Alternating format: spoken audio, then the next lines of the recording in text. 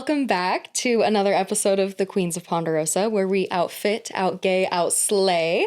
My name's Alicia. I'm here with my co-host, Taylor. Hi, everybody. So good to be back. I know. We miss you. We do. We had a week off of filming due to the Thanksgiving holiday. Our lives just got a little bit busy visiting family and taking time off work and stuff, but we are back. We're back. So ready to be filming. Happy to be back in like our little workspace to be chatting about this little show that brings us so much joy every single week. Most joy. Today we're going to try and do like a twofer where we're going to do a bit of a speed run of the Thanksgiving episode and then get into the most recent episode. Yep. And that works because we were just saying off camera that these episodes themselves are kind of a twofer because it's the rise and fall of like a certain player, which we will get to. It's like a nice little duology of episodes. Nice little wrap up for this one. For sure. Before we get into the episode, yes, let's see them. We got the Ultimate Buff Collection. Yes. So for those of you that are watching and may not know, I think we kind of talked about this last time, but yeah, we did. Every season, CBS like sells buffs. We talked about last time that they were doing this like limited edition buff collection of these like vintage season buffs, and Alicia and I both got them. My collection's at home, but Alicia's is here. I know. I'll come show you guys. So I'm come going to and step show away the camera. And I can narrate. Yeah, okay, great. I can narrate. So Alicia's going to come show you. So starting with number 1, we have the very first merge buff from Survivor Borneo. So this beautiful green color, and honestly kind of a unique color. I don't know if we've had too many like those lime greeny tribes. Okay. Then next we have the Survivor Pearl Islands merge tribe buff, which is the Balboa tribe, named after the snake that Rupert adopted and who later passed away. Iconic merge buff. Potentially maybe the best merge string of episodes in like the show's history. The Pearl Islands merge is truly bonkers every week. It's so good. It's so fierce. We've been tempted to like keep these wrapped up. Yeah. But I almost want to open it and just show you. It has like a ship on it and little skulls. Yeah. Anyway. Yeah. Then we have possibly one of my favorite tribes in Survivor history. We have from Survivor China, the Fei Long buff. So this is not a merge buff. This is one of 2 buffs in this collection that are not merge buffs. Fei Long is the tribe starring iconic legends such as Courtney Yates, Todd Herzog, James Clement, the Amanda Kimmel, Denise, not Denise Stapley, Denise Lunch Lady. I can't remember her last name. Lunch Lady Denise. She's fierce. James. Who does Kawadi. Yeah. Then we have the Heroes versus Villains merge buff, the Yin Yang tribe.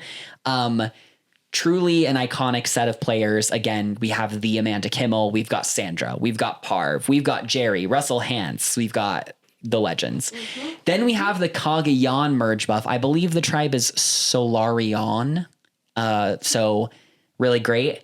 And then finally, we have the Sele buff, which is one of the starting tribes on Winners at War, starring legends such as Parvati Shallow, Boston Rob, Michelle, who else? Danny, absolute legend. So yes, and that this buff collection can be yours if it's still on sale. I believe it was like $180 when all was said and done. Not too bad. So yeah, it was okay. I guess not too bad depending on how interested you are in having a buff collection. Because listen, some of those old vintage buffs, like you want to buy buffs from like, honestly, like any season not older than the new era, you're going to be paying a pretty penny. They're so expensive. They are. They're really expensive. They are. I think it's worth it. I don't know if I would ever aim to get every single one. But like favorite tribes or favorite seasons. Yeah. Like I would love to have David versus Goliath. I was going to say David versus Goliath would be fun. I would love to have the Korong buffs because I love Korong. I would love to have, honestly, like the Micronesia buffs would be insane because that's the first season I ever saw. And it's also, in my opinion, if I had to pick one at the end of the day, like I kind of think Micronesia is the best season too. It's so good. It's so good. So I think some of the Blood versus Water ones would be either of them honestly would be great. The Hunapu tribe on the second Blood versus Water. So Who's on that one? Natalie Anderson, Jeremy Collins, Kelly Wentworth, Keith, rest in peace. Yeah, I love Keith. John of John and Jacqueline fame. John Mish. I think his last name is Mish. He's nothing without Jacqueline. Yeah. Yeah. So That would be so good. it would be so good. That would be a great buff. I think I read a statistic that tribe collectively, I think, has played like the most days or something, because like Whoa. Natalie Anderson won. Jeremy made it deep all 3 times. Keith made it really deep both times. Kelly Wentworth made it pretty deep 2 times. Maybe it's not exactly that, or it's some stat like that where they're like one of the most like stacked dominant tribes in history. I'm sure. I mean, I would not doubt that one bit. Yeah. When it came to buying this collection, I was like, I have to do it because China was my first season that I watched. Yeah. And I love So China. good. It's like one of my favorites. And then with Kagayan, Tony's like everything. He's my favorite. And then I don't have that winner's buff of the blue tribe. Yeah. And that blue tribe, just so good. Yeah. So stacked. Heroes versus Villains is easily in my favorite, and Pearl Island. So I was going to say, and depending on how much you enjoy like newer Survivor, this may not necessarily be like the take you have, but like the buffs they have in there is like 6 of the best seasons that are there. Period. I think Winners at War is probably the weakest one there, just because it gets like kind of Mario Party as we go on. But like, man, when you have a buff collection that's Borneo, Pearl Islands, China, Heroes versus Villains, Cagayan, crazy. That's so hard. That's like 5 of the best so seasons that good. they've ever done. Yeah. And what I love about those buffs, it's like when the seasons were more themed. Oh yeah. So on the Pearl Islands one, it's Pirate like the ships. pirate ship and the skulls, and Heroes versus Villains, it has like all of the skulls with the evil. Like it's just so much fun. And then China has like Chinese symbols and writing.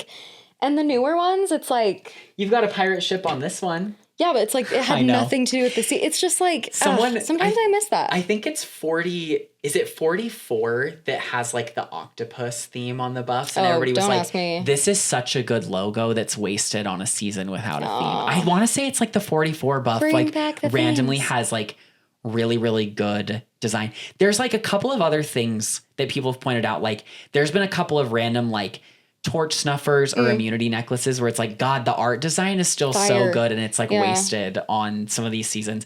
And you know, we talked about this on the phone. This is a good transition. Alicia and I talked on the phone, I think it was last week, about a statement that Rob Cesternino made on his show, where he said, I think that season 51 will be the most important season in the show's history, because it will determine like how people either continue to move forward with Survivor or it continues to kind of like fizzle out, because the new era has been so repetitive and it's the same thing every time. Like to an extent, like you can always expect we're going to start with 3 tribes. There's going to be journeys. There's going to be a split tribal at the final 10. There's going to be a challenge where they can sit out for rice. Like it's the same formula. And he said, I think after 50 and we have like our last hurrah, we need to go back to like some themed seasons. Yes. We need to go back to like starting with 2 tribes. We need to a final 2 would be great. That's what I'm saying. Like we need to not be afraid to like change things up again, because I think the producers, and granted 41 and 42, was like they changed things up quite a bit. But now I feel like it's to the point that it's gotten stale. Oh yeah. Like it's not a change anymore. Like if you can expect, like I feel like these players in the new era now they know exactly when everything's going to happen. They know like, all right, we're going to start with 3. We know that we're merging at this number for sure. We know that there's a split tribal at 10. Like, so they start planning everything like that. And it's like, you know. Yeah, it just removes like the surprise and the uncertainty of the game. Yeah. And it's just more calculated. Yeah. And even like skipping ahead to this most recent episode 11, Rizzo knew exactly what advantage he would get, and like all of this stuff. It's just he was pretty close. He wasn't exactly close. right, but like he was pretty close. He was pretty close. Yeah. Yeah. So it's just, I don't know. I would love for them to mix it up, and we're gonna see a lot of fans either give up on the show or continue with the show. But I think the diehards and the original fans are just going to be like, that's not what it used to be. And I have to resign to that fact and let it go. And that's where I've been there for like a minute. Yeah. I feel like most of the 30s are pretty rough. We've talked about this before. Like you have 31, 32, 33 are all amazing. Yeah, they're still good. Then kind of rough. You have David versus Goliath in there, but then man, the 30s are really rough. Winners at War was like such a mixed bag where it was like, God, it's so cool to see all these players play again. But then like there were so many moments where I was like, can we just let them play instead of playing Mario Party like every single episode? Yeah. And then the new era, I've had like a lot of struggles with it. Genuinely reignited my passion for the show when they went to 90-minute episodes. Like 45, 46, 47, all three of those. I genuinely feel like those 3 seasons are all fire. Yeah, they're all so 3 of them good. are so good. And then 48 was like such a snooze fest. And granted, as much as I've enjoyed 49 because I get to talk about it with my bestie, and a lot of the players that I like have done really well, I kind of feel the same. Like I don't think there's been like anything super exciting, super crazy, super fun. And I'm not even talking just like moves because we don't need like crazy strategy, this, that. If you think about really, really good seasons, it's just because it's like consistently so interesting, so good because of like the personalities and the challenges and the theming. We're talking about the seasons in that box. I don't necessarily think there's super insane gameplay happening in every season of Survivor China. No. But the cast, the location, the challenges, the drama, like it's like they weren't afraid to cast. They would never cast somebody like Courtney today. And they have to. They have to. We need more like her. Like, and all of that happening, no advantages. There's hidden immunity idol, sure, but like Survivor is interesting when it just comes down to like the social politics of it all. Like that's what makes it so interesting. And now we're at the point where we sound like every other Survivor podcast that says this stuff all the time. But listen, Jeff, if everybody's saying it and the call is coming from inside the house, listen up, maybe, sister. Yeah, maybe like just it has some validity. Maybe just like take some of this advice to heart. Okay, love you. Just think about it a little bit. Have a mixed relationship with the direction that you've taken the show, but we love you on an individual level. Well, that's what got me into this show was just the social aspect of it all. And it's like human beings alone are so fascinating and chaotic and messy that when you put them on a beach and give them challenges and they're hungry and sleep deprived and they're fighting for $1 million. It's already interesting. Your yawn was contagious. Sorry, I stifled it. I kept it. Okay, And I was you were like but it's like it's so interesting that way. I think they need to switch up just some of the mechanics of the game that are too repetitive. I think 2 tribes would be incredible. 2 tribes alone would already change. It would change completely. Everything. I think even if they just change that and then having a final 2. And Final 2s are where it's at. It's where it's at. They're so and good.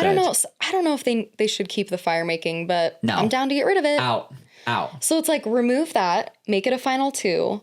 Or you could do a final, mix it up every now and then. Where it's like this season. Yeah. You know? Because everybody, this is not a new take. Every podcast out there said this. But like every change that Jeff has made to the show to get certain players further is bad. It just always like backfires. Because like, for example, final 3s were brought in, I believe, in direct response to, because the first season that Final 3s happened is season 13, Cook Islands. In direct response to Terry Dietz. I'll have to sneeze, hang on. No. There it is. There it is. In direct response to Terry Dietz on season 12, making it all the way to the end and then losing final immunity and then getting voted out because they knew he would win. And of course, love you, Jeff. Jeff loves his macho men. That's a very parent thing from day one. So then in season 3, he's like, or excuse me, season 13, he's like, we're going to have a final 3 to allow players like Terry to survive, the chance to survive. But then on that season, the player that's like the Terry is Ozzy because he wins 1 million challenges and is a provider and everything. And Ozzy still loses. Why? Because Survivor is like a social game at its core. And it came down to like not just the physical side, but like the strategic and social side. And Yul Kwan ends up winning. Then you look at this fire making challenge where the fire making challenge is implemented so that players that make it close to the end I believe the fire making was in direct response to, Ben. Wasn't it Ben? well, so it's interesting because Okay. Jeff says fire making was always going to happen on season 35. We didn't specifically implement it for Ben, but it's so players like Ben have the chance to make it to the end, Okay. even if they want to get voted out. Now, do I believe that? I don't know. I really feel like the production was rooting hard for Ben. They wanted him to win really bad. What Jeff has said is that fire making was implemented because of David Wright on Millennials versus Gen X, because David Wright, granted, basically runs the entire game. Yeah. Makes it to Sorry, I four. don't want to kick you when I you're cross fine. my legs. Makes Go it to ahead. Final Four and then gets voted out because he was a threat and he was going to win. Yeah, he would have swept. And I just feel like every time Jeff implements a strategy to try and make sure that like big threats or big players can actually get to the end, the players just play around it anyway. Look at like, you know, if we're talking about the new era itself, like, for example, you have like Carson, who was probably going to win on 44, but then Heidi's like, I have to take him out and fire and takes him out. You have like Jonathan. He was obsessed with Jonathan. Maria. Like they voted out Maria before she could even get to fire making. So like it just kicks the can down further, where I'm like, the more that you try and make the game complicated with all these different things to get certain types of players to the end, it just gets like hokey. Like the really good players are going to get to the end and win. We saw it. We saw it with like Richard Hatch on the very first season of Survivor. We saw it with Sandra. We saw it with Tom on Palau. We saw it with Danny Boatwright on Guatemala. Like we saw it with Todd on China. We saw it with Parv. Like the good players are going to find a way to get to the end and win. And sometimes that means that other really good players are going to get really close and fall short. But it's like, girl, that's the game. Why are we trying to like, I won't say rig, but like, I think it's, why are we putting so much Mario Party isms yeah. into it to try and like luck people out? They're like just that? trying to manipulate the outcome by giving like certain benefits or certain advantages, but it's like the snakes will always find their way around Yeah, it. Like exactly. people will always find their way around it. But what I love is just, it's like whoever wins is supposed to win. Yeah. And it's like the front runner or the strong guy or the whatever, like that's what is so exciting about Survivor for the underdog, is it's like they don't always win. Those like front runner people, the lions, the meat shields, Yeah. the whatever, the strategic like masterminds, Yeah. they have, it also makes it a challenge for them because they have to learn how to manage their threat level. Yeah. And like keep it on the down low. And then people that might be more presumably on the bottom or less like threatening can strategically take them out at the right time. Like there's so many things that make it complex. And I feel like Jeff's just like, but I like this guy and I want Yeah. them to win. Literally. So it's like, how can I make it so that like that archetype or that player will win every time? It's just like you can't, and that's what's so great about it. Yeah. And wouldn't it be more interesting, like, to just like, and people are going to disagree because some people really love that. Like, Who? I mean, listen, I know there's fans that when the 50 voting was out and you could vote between fire making or no fire making, I know there's people who are like, Final Four fire making is awesome. Like, think of the iconic moments you've seen. And granted, I would say we've seen iconic fire making moments, but I would argue that the iconic fire making moments we've seen are when the players forced each other to go to fire.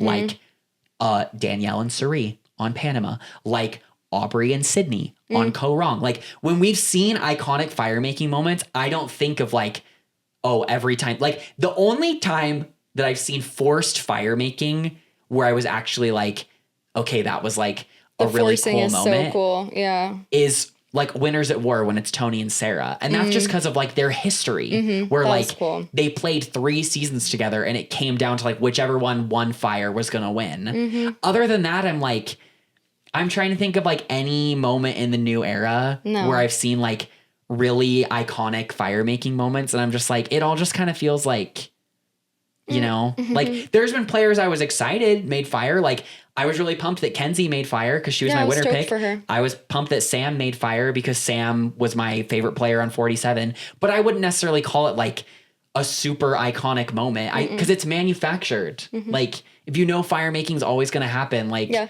So I don't know. I'm Take basically just it like out. I'm just like repeating like stuff that other people have said at this point. But That's fine. My take is I feel like the show would be infinitely more interesting if you just let the players be interesting. I feel like Yeah. the more that you try to manufacture interest in the form of like journey, twist, split tribal, fire making, like it just becomes like I feel like it's just less compelling. Like It is. so, you know, and then there's people that'll disagree with that, and that's totally fine. And then yeah, sometimes it means you do get seasons that are duds. But like, you know, we've had But some they're we've- fewer and far between. and we've had duds in the new era with all of this happening too. We had 43, we had 48. You know, we don't know how 49 is going to play out. Some people would probably even call like 41 and 42 somewhat duddy too. So I don't know. I think people would call 41 and 42 duds, but we liked it because we love the winners. Like I love Marianne. Oh yeah. And you love Erica. And 42, I think the reason why it's so well received is that 42, I feel like you could really tell, at least on the editing side, that they really listened to the fans. Yeah. Because the edit on 42 is a lot more even. It's very different. They tell like a lot more compelling story for Marianne.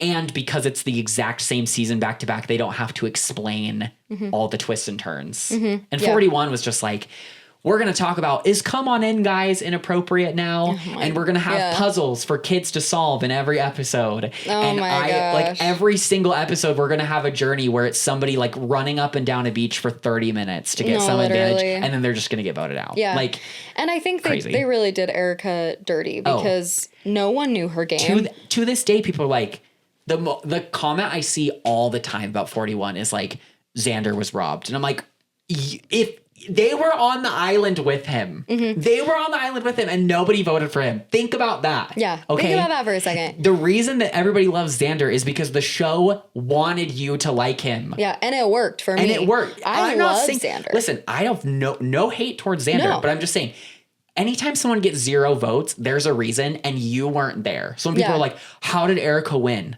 I'm like, Yeah. you weren't there. Like, you weren't there. Like, obviously nobody respected Xander enough to win, and that's okay. He's a great person, and he's super hot. Yeah, this is where it's like, can the jury ever get it wrong? And some people are like, no. Yeah. Like the jury can never get it wrong because they were there. yes. Because they were there Yes. and they get it. But we did talk about this briefly, but it's like, I do think there are bitter juries. Yes. There are juries, or I guess like more just like players that are super bitter. Yeah. Because if we think about Kenzie and Charlie, Yeah.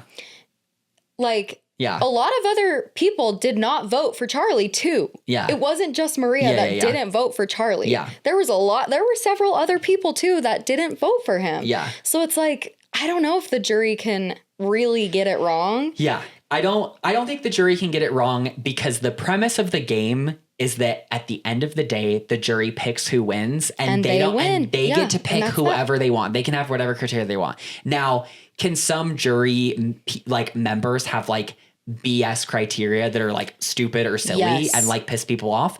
Yes. But like that's just Survivor. Like that's Yeah. what happens. Like And that's also who you put on the jury. yeah, exactly. Like Yeah. the biggest moment, like the biggest upset for me that we've talked about on this podcast before is 43. Like Gabler winning actually blew my mind. I was wanted like, to punch my how TV. on earth did he win? But at the end of the day, like they get to pick and they liked him more than Cassidy and Owen. And so he won. no. But I'm just 'Cause like, here's- yeah, you're going to bring up Carla being super bitter, Yeah, which the I would agree. Biatch bully. Yeah. Like she was so, and here's the other thing about juries. Because it wasn't just Carla. I think Jesse was petty. Or sorry, was Jesse on the jury too? Yeah, Jesse. Yeah, he's the final four.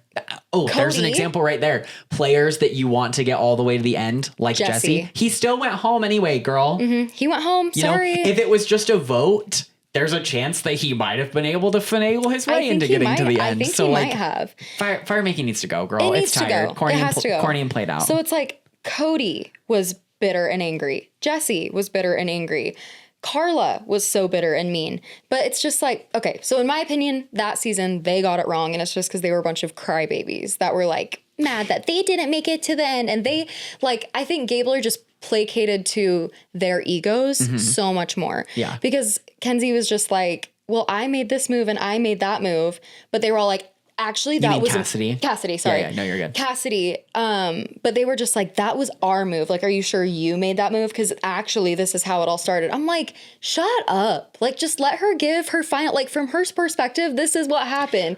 But Gabler was just like, I made relationships with you because you're so powerful and smart and you like had all these relationships, and he just like blew smoke up their butts, and they were like, yes, we love that. Ooh, Alec Gabler. If that's what you need to do to win, then like totally I just feel for Cassidy that she like wasn't able to read that, and Gabler did have, and there you go, it's like Gabler had the better relationships at the end of the day. Like, he did. I've always wanted to, and I actually think it's happened one time. I was going to say, I've always wanted to like explore what would it be like if someone gets to Final Tribal and just completely like lies and then wins and is like, I made all that up. Like, I didn't mean all that. of that. But then I was like, up. I do feel like it kind of happened on season 9 on Vanuatu. So it's Chris, Darty, and Twyla Tanner in the final 2. This is the season where it was men versus women at the beginning. The women completely control the game. Yeah, they're to amazing. the point that at the final 7, there's 6 women and 1 man, and the women cannibalize each other. And it's Chris sitting at the end, and Chris told all of those ladies exactly what they wanted to hear, and he knew what they needed to hear to get them to vote for him. And I truly think that I don't think a lot of what he said was super genuine.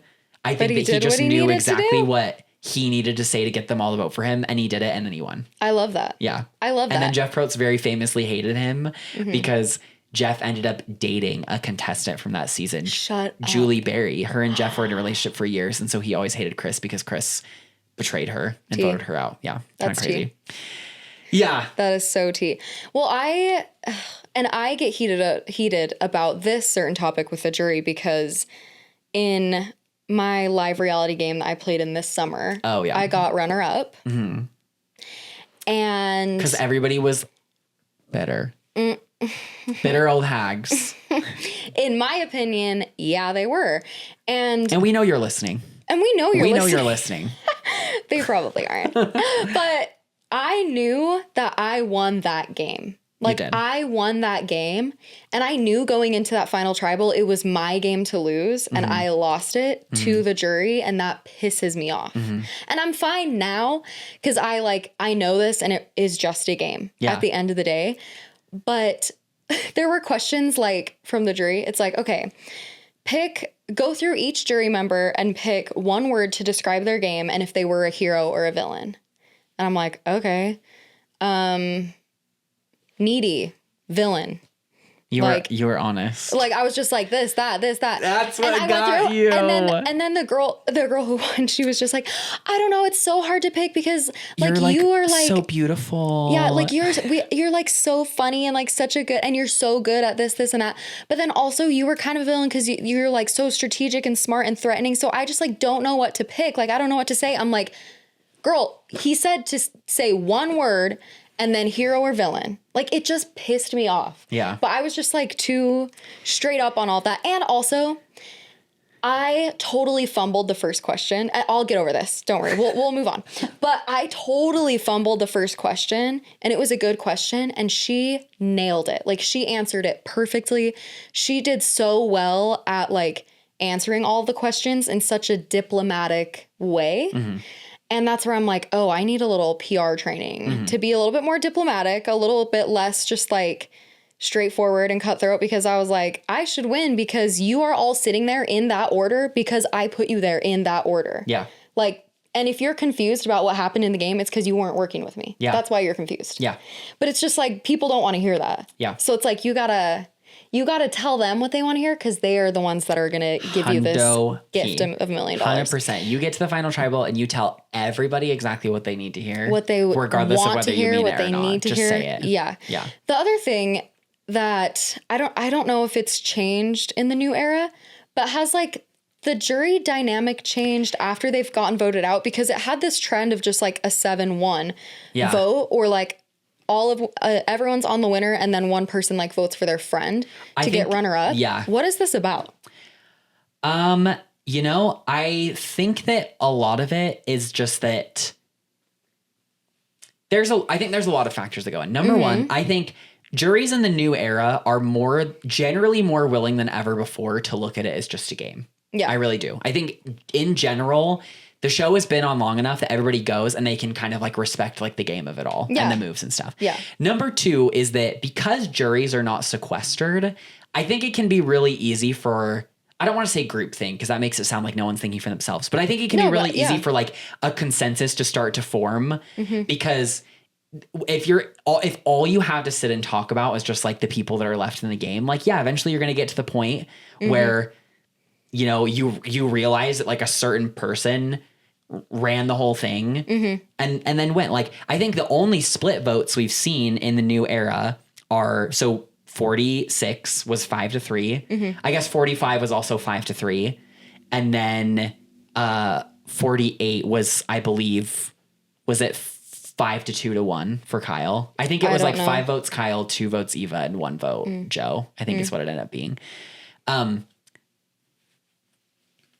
So, I mean, like I said, I think it's I don't just like it. I think it's a variety of factors. I think they should stay more separated just because it's like, but also if you have really vocal, persuasive jury members and you just happen to not work with that juror, they could like have so much sway over the game. There were like blowouts that happened really early though, too. Like, so yeah, the first couple of seasons 1 and 2, it was 4-3 both times. Wow. But then, like, seasons 6 and 7, I think Sandra and Jenna both won 6-1. Wow. Yeah. So it was a blowout. But then you also had like Amber only won by 1 vote on All Stars. But then Chris had a blowout. I think Chris, it was 6-1. Then Tom, I think Tom was also 6-1.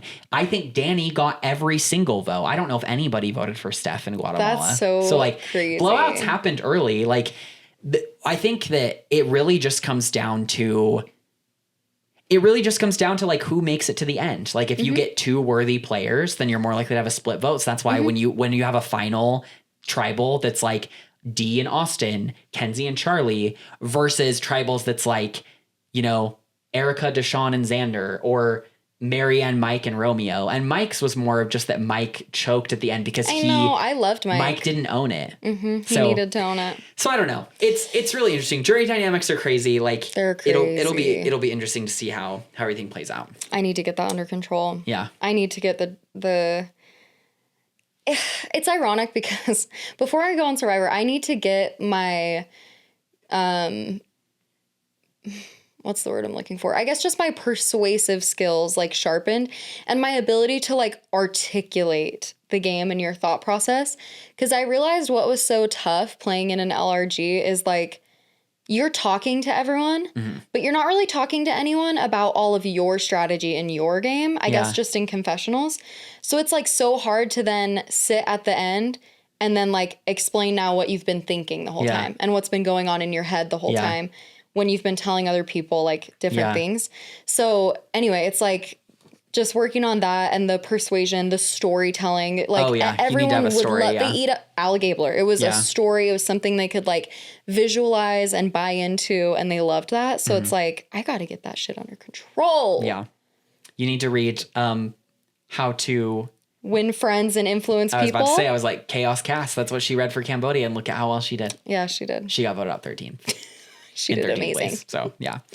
Okay, let's get into episode 10. Let's attempt to speed run episode 10 in like 5 minutes. Yep. I think we can get through it pretty quick. I think we can get through it pretty quick. First thing we'll say, want, winner pick. Yeah, rest in peace, Jawan. Jawan is gone, and I loved Jawan. Yeah, I love Jawan too. I loved his story. Yeah. Like, I felt like it was a little bit like an Andy. Yeah, a little bit. Kind of, just, or not even edit, just like his character arc and his story. Yeah, I think that's a fair comparison. Yeah, and I think Andy like had a bigger comeback before he got voted out. Oh my God. Every time I think about Operation Italy, I get literal chills. Yeah, literal I love chills. Operation Italy. Genuinely, I will own this.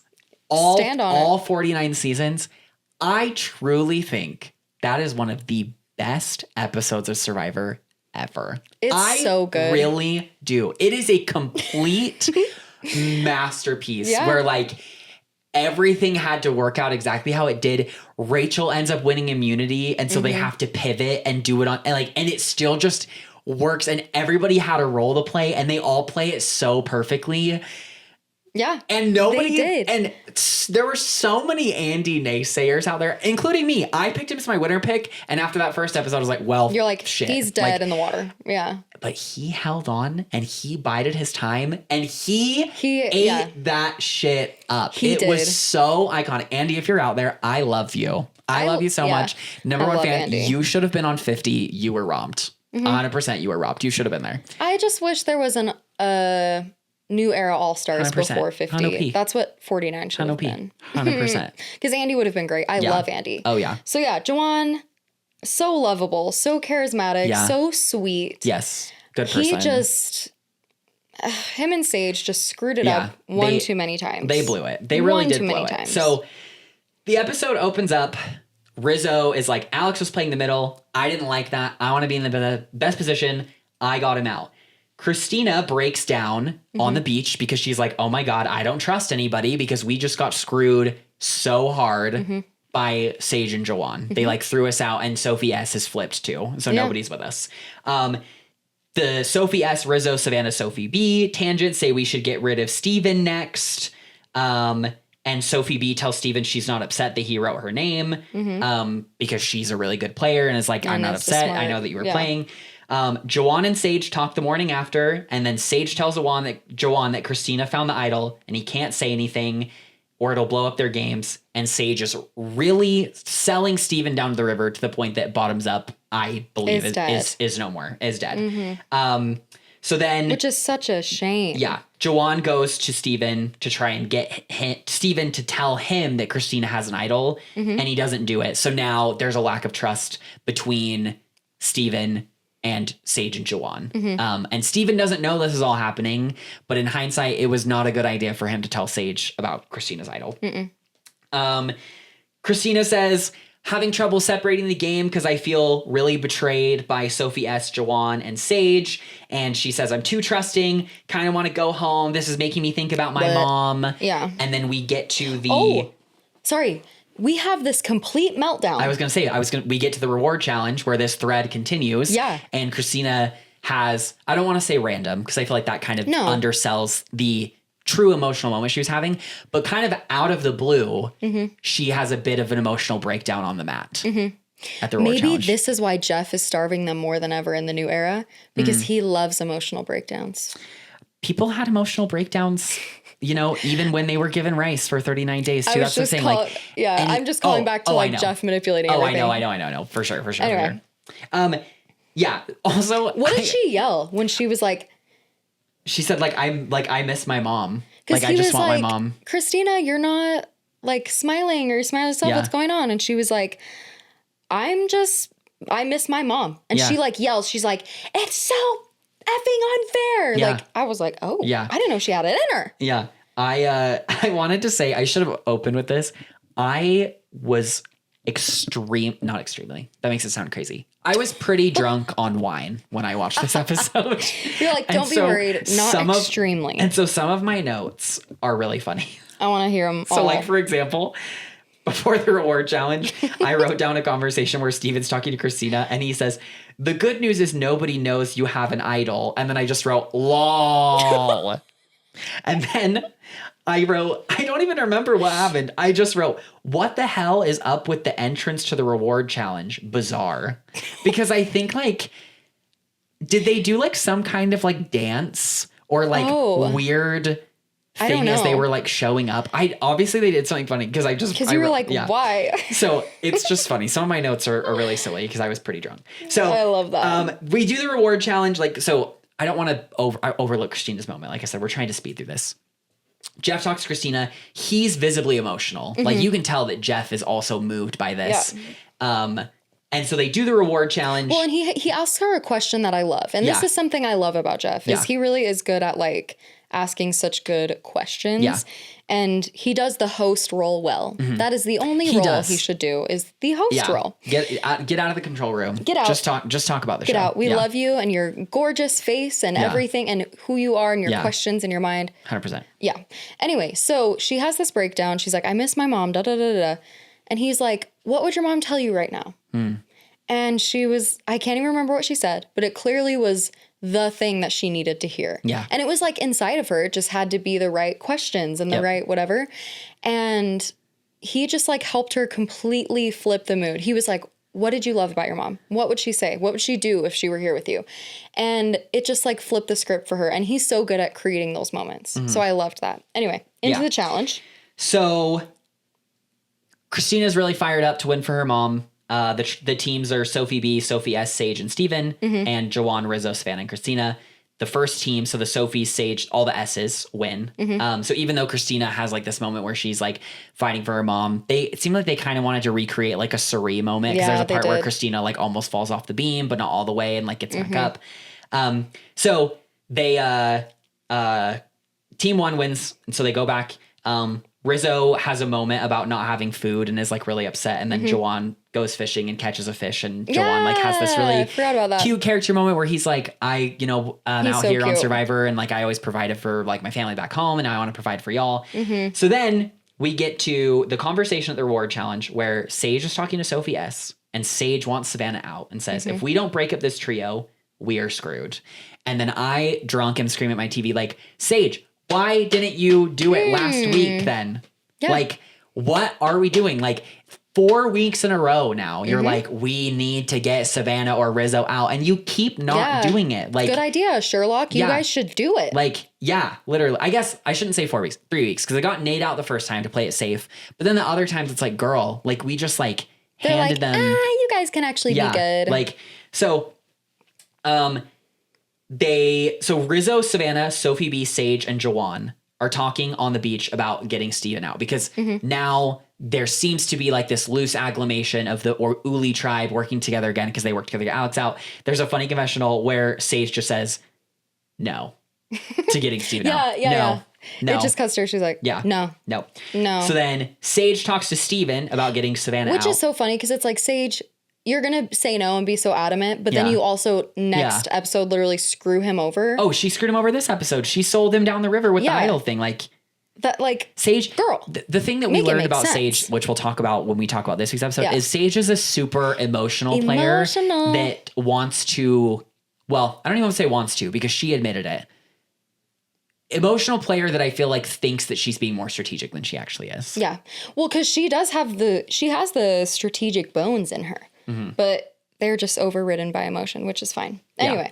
So then Sage talks to Steven about getting Savannah out, and the group would be Sage, Jawan, Sophie S, Steven, and Christina. So now Sophie S feel like she's kind of in the middle, because she's like, there's the Rizzo, Sophie B, Savannah trio that wants to get Steven out. Then there's the Sage, Jawan, Christina, Steven group that wants to get Savannah out. I don't know what to do. They do the immunity challenge. Jeff offers rice if people sit out. No one sits out. Sophie S wins. Yeehaw. Congratulations to her. She wins again.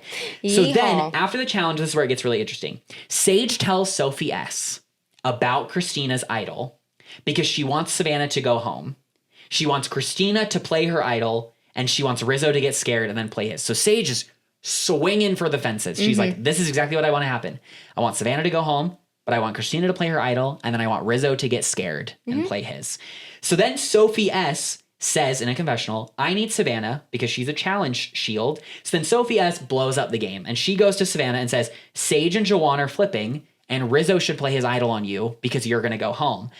But then Savannah has the extra vote. So then Savannah goes to work. Sophie S also tells Rizzo and Savannah that she thinks Christina has an idol. And Christina says, I can play my idol on you, Steven, and I should put one vote on Rizzo just to be safe. So then Savannah directly goes to Christina and says, who are you voting for? And Christina like blue screens like a computer. No, she literally just like, I need a second. Yeah. So then Savannah was like, oh, okay, well, obviously you're voting for me. And it was so funny because she's like, I need a second, and steps like two steps to the side. And Savannah's like, just tell me who you're voting for. Yeah, just say it. Which is such a bold insane move that worked out super well for her. And I don't know if every single player would be able to do that, but that worked. Savannah just is that kind of person, like extremely blunt, straightforward. Who are you voting for? And because Christina, bless her heart, is not a good Survivor player, it instantly makes it apparent that she's voting for Savannah. Yes. So then Savannah messes with Jawan and says this vote is a test of trust, and she's trying to like suss out, and he lies straight to her face. So then she's like, we should vote out Sage and use my extra vote. And we would guarantee we don't even need another vote, because now it won't be 4-4. It's going to be 5-4. So Sophie S and Savannah are hashing things out on the beach. Sophie S is like, if we are going to get one of Jawan or Sage out instead of Steven, I would rather get Jawan out because I think Jawan is a bigger threat to my game. So then Sophie S, it leaves on the cliffhanger of like Sophie S basically being the one of like trying to figure out if she can get everything to go the way that she wants to. Well, because Savannah, I loved this moment for Savannah because she kept her cool. Yeah. And she was like, okay, they're flipping on me. Did not scramble. And she was like, you know what we should do? Flip it on them. Like, we shouldn't go for Steven. We should go for those two. And it was fierce. I loved it. I love that she just kept it together. Yeah.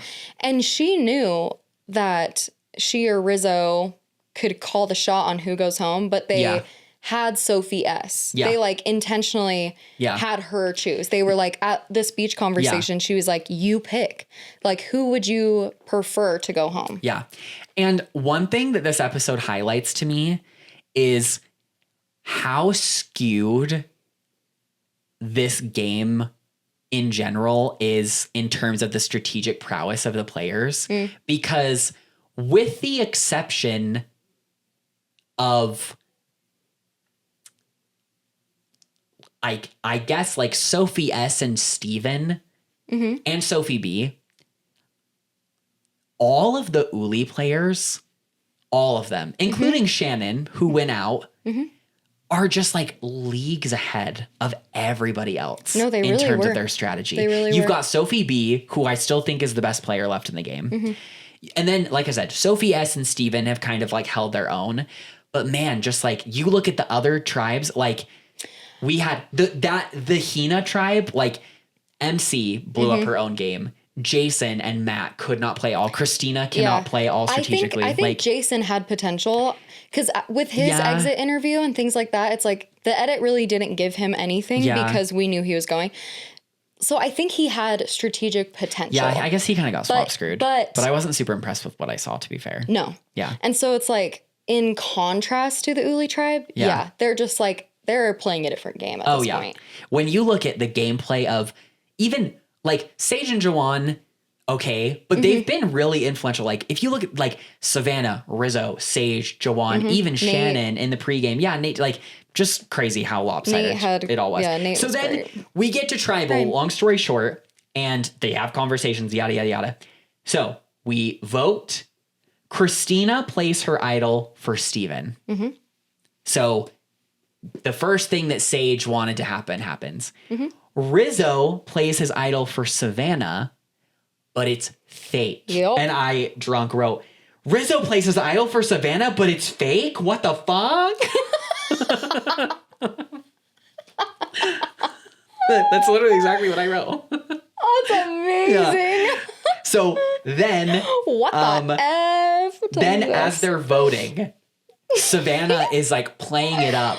Because every time a vote for Savannah shows up, like, she goes, she looks at Jawan and gets Jawan to admit to her that he turned the votes on her. And he's like, and then all the Jawan votes roll in and Jawan goes home. And I wrote, Jawan goes home crazy. And then I said, the Rizzo, Savannah, Sophie B alliance is so iconic. I love them. Because yet again, they have completely outplayed everybody on the beach so hard to the point that they leave Sage in tears, Christina wasting her idol, and again Rizzo keeps his, and that group is intact. So crazy. And they annihilated like an alliance that they didn't even really know existed. But it's just they leave Steven just like, what? Oh, just Steven and Christina. Yeah, like they're completely out of it. Yep. It's just like, Yep. what? I wrote the last thing I wrote. So I wrote by winner pick. And then the very last thing I wrote is Sage got too cocky this episode. And this is what she gets for not voting out Rizzo or Savannah 3 episodes in a row. Period. So Yep, long that's what story they get. short, Sophie S ends up getting her way, we can say. And Jawan is the one that goes home. If we want to do a, what were you going to say go something? I was going to say, if we want to do a quick Queen of the Week for Queen of that episode week? 10, I think it's Sophie S. Yeah. I think it's so, Maybe like Sophie S and Savannah. I loved But I it feel from like Savannah. with Sophie but yeah. S winning immunity, Sophie S saying, I want Jawan to go home, and with Sophie S being the one to take the information that Sage had leaked and use it to blow up Sage and Jawan's game and get Jawan to leave, to me, Savannah played the extra vote, which allowed it to happen, but Savannah wouldn't have played her extra vote without Sophie S bringing the info. So Yeah. I think that Sophie S I love it. wins Queen of the Week. She's a which, good for challenge her. threat. Yeah. I think that's the first time she's come anywhere close to winning Queen of the Week this season. For so sure. good for her. It was so great. Continuing the trend too that I still think a man has yet to win Queen of the Week this season, which I also love. I gave it to Rizzo, I think. Did we? Was there one week?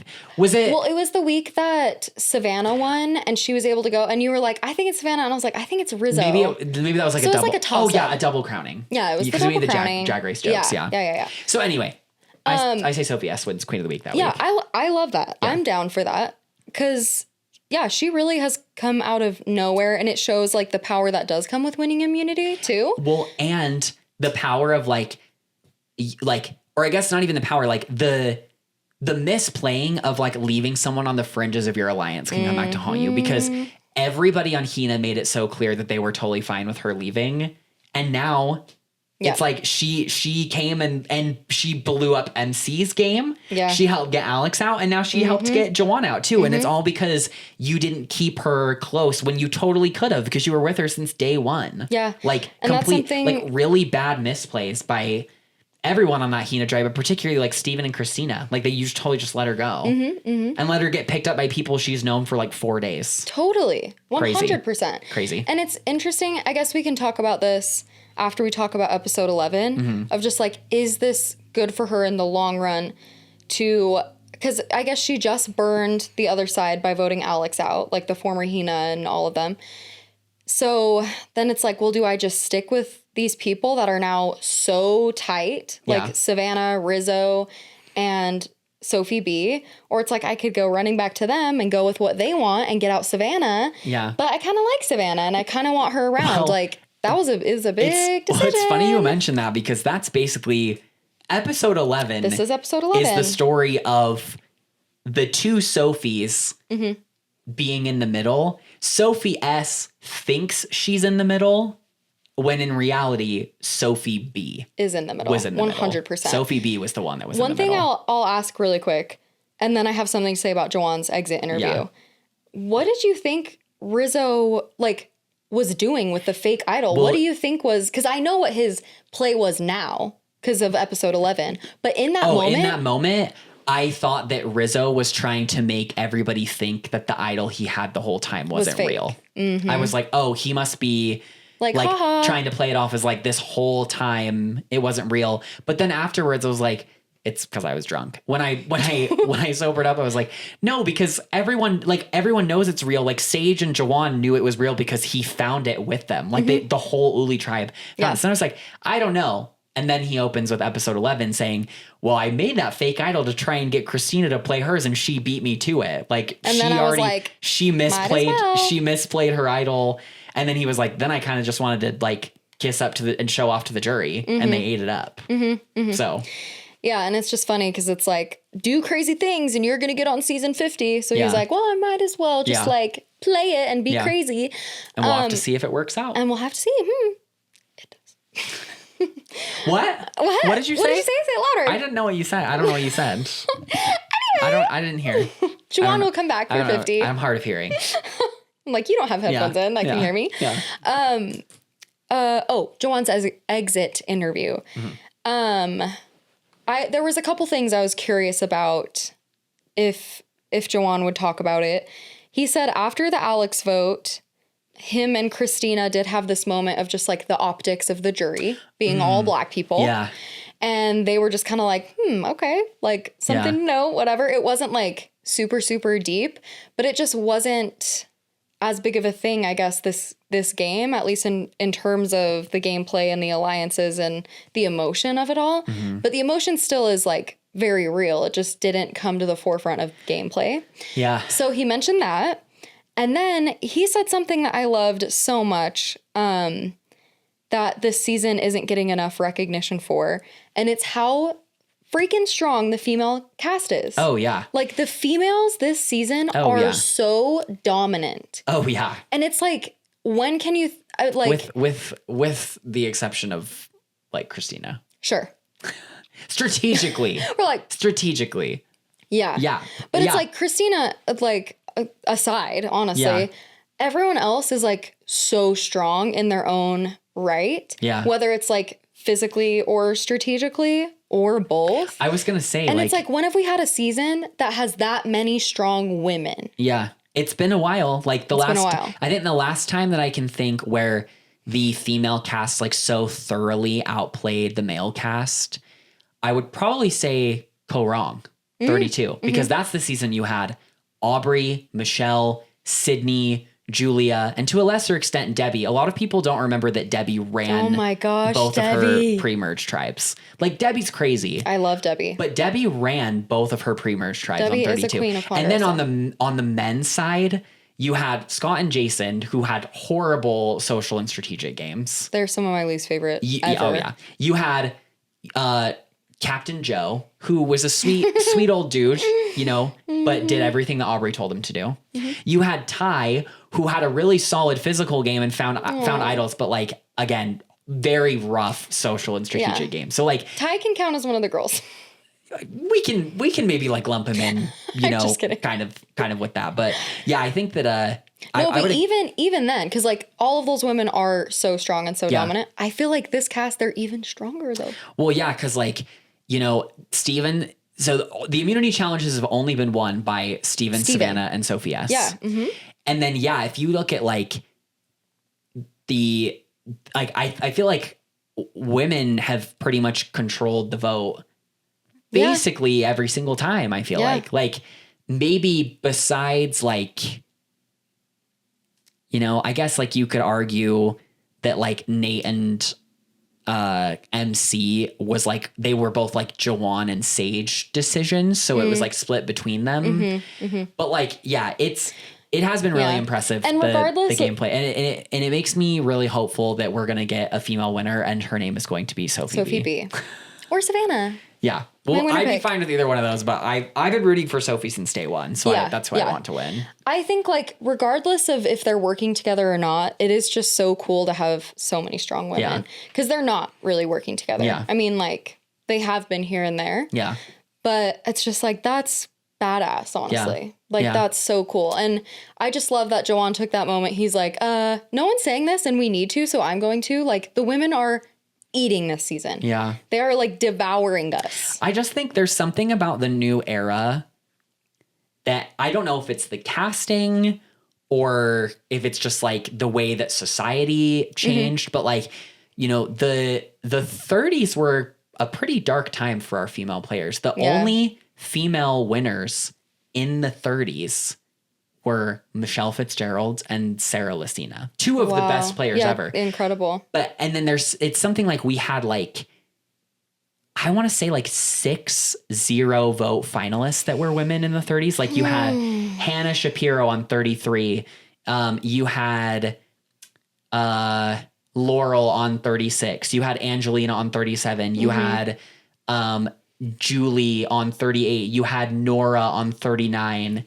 You had Michelle on 40. Like that's 6. Like 6 0-vote female finalists. And then in the new era, I feel like with the exceptions of, you know, like you obviously have like Carson and Jam Jam and Carolyn ran 44. Jessie like ran 43. Like I feel like every other season it was just like, you know, the women, Erica, you had, you know, Marianne ended up winning, where like Omer and Drea were kind of running it. You had like Dee who ran the whole time. You had Maria who ran the whole time, and then Kenzie ended up winning. You had Rachel and Genevieve that just took turns running. Like even on 48, like Eva and Camilla and Kyle and Joe, like I guess collectively, like pretty much ran the game, and either Kyle or Camilla was winning. So like it was either or. Yeah, that one's Eva's so funny. Yeah. Eva was such a like woman hater. You think? Oh, absolutely. I just don't necessarily feel like. Well, no. I mean, I guess like she really wasn't aligned. The thing is that. Well, she just kept being like, my whole life I've never got along. Like, and I love Eva. Yeah. I love Eva, and like she was so iconic, and like the moment she had with Joe, it just like shook the world. I think it reached people that like don't even watch Survivor. Yeah. But there were so many moments where she's like, I just don't get along with women. Like they're just like so emotional and this and that. And I just like, I like playing with like the boys, and I play with the boys, and I just felt like it was just so pick me. And I know that's not what she's trying to do. Yeah. But that's what it read as to me. Yeah. And so I was just like, stop. It's so funny that you brought up Carla, because I was going to bring this up earlier, and I'll bring it up now, because you mentioned woman haters. Yeah. So Carla. on the main Survivor subreddit. Okay. So r/Survivor. Yeah. When 43 happened, there was a ton of what you're saying, like everybody being like, oh my God, like what Carla did at the end was so nasty. Like she does not like support women. Like Carla made it her whole mission to like screw Cassidy over. She's awful, nasty. And that's totally fine. You can have that opinion. I feel like I also felt like that at the time. I don't necessarily know if I feel like that now. So I don't necessarily think it's like a Survivor or like a Reddit specific thing, but on Reddit, you will get subreddits that are parodies of other Reddits, and they call them circle jerk subreddits. And the reason they call them that is because they're making fun of the fact that Reddit tends to get like a lot of groupthink that happens because the way that Reddit works, you're either upvoting or downvoting comments. So the comments that everybody agrees with get upvoted, and the comments. So anyway, on the Survivor circle jerk subreddit, one of the recurring memes that they have there is about Carla hating women. And there's like so many parody joke posts that people are making fun of the real subreddit, where they'll post like people that Carla hates, and then it's just like random female Survivor players. And then they even have a bot that every time someone makes a comment that has Carla's name in it, that bot will automatically respond to that comment with this big long wall of text about how Carla hates women and she's nasty. And it's so funny because Carla visits that subreddit all the time and like participates in the jokes. That's cool. And then so the way that on circle jerk subreddits, if you're making a comment that's supposed to be taken seriously, you write UJ at the front, which stands for unjerk. And it means I'm actually being serious. So every time Carla actually shows up, people will be like unjerk. Oh my God, Carla, like I love you. Don't listen to what anybody says, blah, blah. It's just really funny. I'll show you some later because they're really funny. I would love to see that. There are some, I can't believe I haven't showed you any of these before, because there's some like posts that even just thinking about right now, I am ready to laugh out loud. I don't even know what they are, and I'm laughing. They are. Like tonight, I know when I go home, I'm gonna be laying in bed all night screenshotting just Survivor Circle Jerk subreddit posts to send to you. I honestly just need to get on it. And we will laugh out them. I'm saying this because I love you. Yeah. Healthy people do not use Reddit, so please don't. Why? Because I just feel like Reddit is where people that think that they're like, oh, I'm not addicted to social media, I'm not mentally ill. That's where that's where they go. Where they're like, oh, I'm like, I don't use Instagram, or like I'm not on TikTok. You're like, and they're just it's all the same. Yeah. There's some things that are nice, like Reddit is mostly anonymous, so I think you get people that are more willing to say what they think. But then, like I said, because of the way that Reddit works, you're upvoting and downvoting stuff. Yeah. Reddit's also really nice because you can consolidate all of your interests in a way that you can't really, because instead of following people, you follow topics. Yeah, that's so like fun. My Reddit feed is just like pop music, RuPaul's Drag Race, Survivor, movies, and like gay memes. Yeah, that's fun. It's like really so curated. it's like, yeah, it's like everything that I want. I love that. Yeah. You know, Maybe what we do. Oh, sorry, you go. I'm just not on social media a lot anyway. That's good. And that's why you're so like well adjusted. Well, Because like for everything where I'm like, oh, here's this meme you haven't heard of. What that actually means is like Taylor has spent so much time online to be able to understand this and explain it to you on this podcast. I love it though. I'm glad you love it. I love it too. But then I sit back and think like, God, like all the hours that I've just spent. You're like, Yeah, it's crazy. I love that. What we can do is we can start by making a Queens of Ponderosa subreddit or it's like account on Reddit. And then we can like build from there. And then you can see how you feel about it. Okay, we'll go from there. Anyway, we are like probably over an hour into recording. let me look. And we need to get to episode 11. Oh, yeah, it's like an hour and 7 minutes. Okay, great. But that's fine. I love that we were like, we can do this episode in like 5 minutes. Yeah, we just like Well, to I think we talked about a lot of things that have nothing to do with last episode, but just Survivor in general. which is great. I think the last episode coverage was maybe like 25, 30, but I'll time it. Because what is a podcast if it's not two bitches yapping? You know. Period. Speaking of online memes, have you seen what other kind of memes are there? Have you seen the meme where it's like it's always two bitches at the end of the day telling each other exactly? Have you seen that? Yes, and that is real. That's us right here. That's us. It's always us on this podcast. Like exactly. Period. Yes, Yeah. that's so real. Yeah. I love it. The other one that I think is so funny that we need to find a way to like work into this podcast. Actually, what I would say is I would find a way to work it. If I was cast on Survivor, I'd find a way to say this one. The one where, have you seen the meme where people will like post like a big wall of text and then people will comment, like the original tweet is this, and now people will just comment it as a joke where it's like, I'm not reading all that. Congratulations or sorry that happened. Have you seen those? No, I Like, haven't seen that. The original reply is like a big long tweet, and someone responds to the tweet just by saying like, I'm not reading all that. Congratulations or sorry that happened. Yeah, one or the other. So, Congrats or good luck. I think that's so funny. And if That's I was so ever on funny. Survivor, like somebody would be like talking to me and I feel like I'd be in a confessional and be like, I'm not listening to all that. Congratulations or sorry that happened. You know what that's giving? It's It's my giving gosh. Sage going, no. No, it's giving oh my gosh, what's his face and his chocolate drop on Big Brother this last season. Chocolate drop. Yeah, who's like he always calls his wife his chocolate drop in his like vote every week. The super sweet black guy. Oh. And then and then Julie Chen Moonves. Will. Okay. And then Julie Chen Moonves is like, does that mean I'm your lemon drop? And like he lost it when she said that. God. It was so funny. It took me a while to remember that because I don't actually usually watch the episodes of Big Brother. Huh? I usually just watch listen the to feeds. Ross? Oh, you watch the feed. Yeah. We're on a tangent. We need to talk about this because It's so funny. we can just yap forever. Okay, so this episode I actually did take notes on. Great.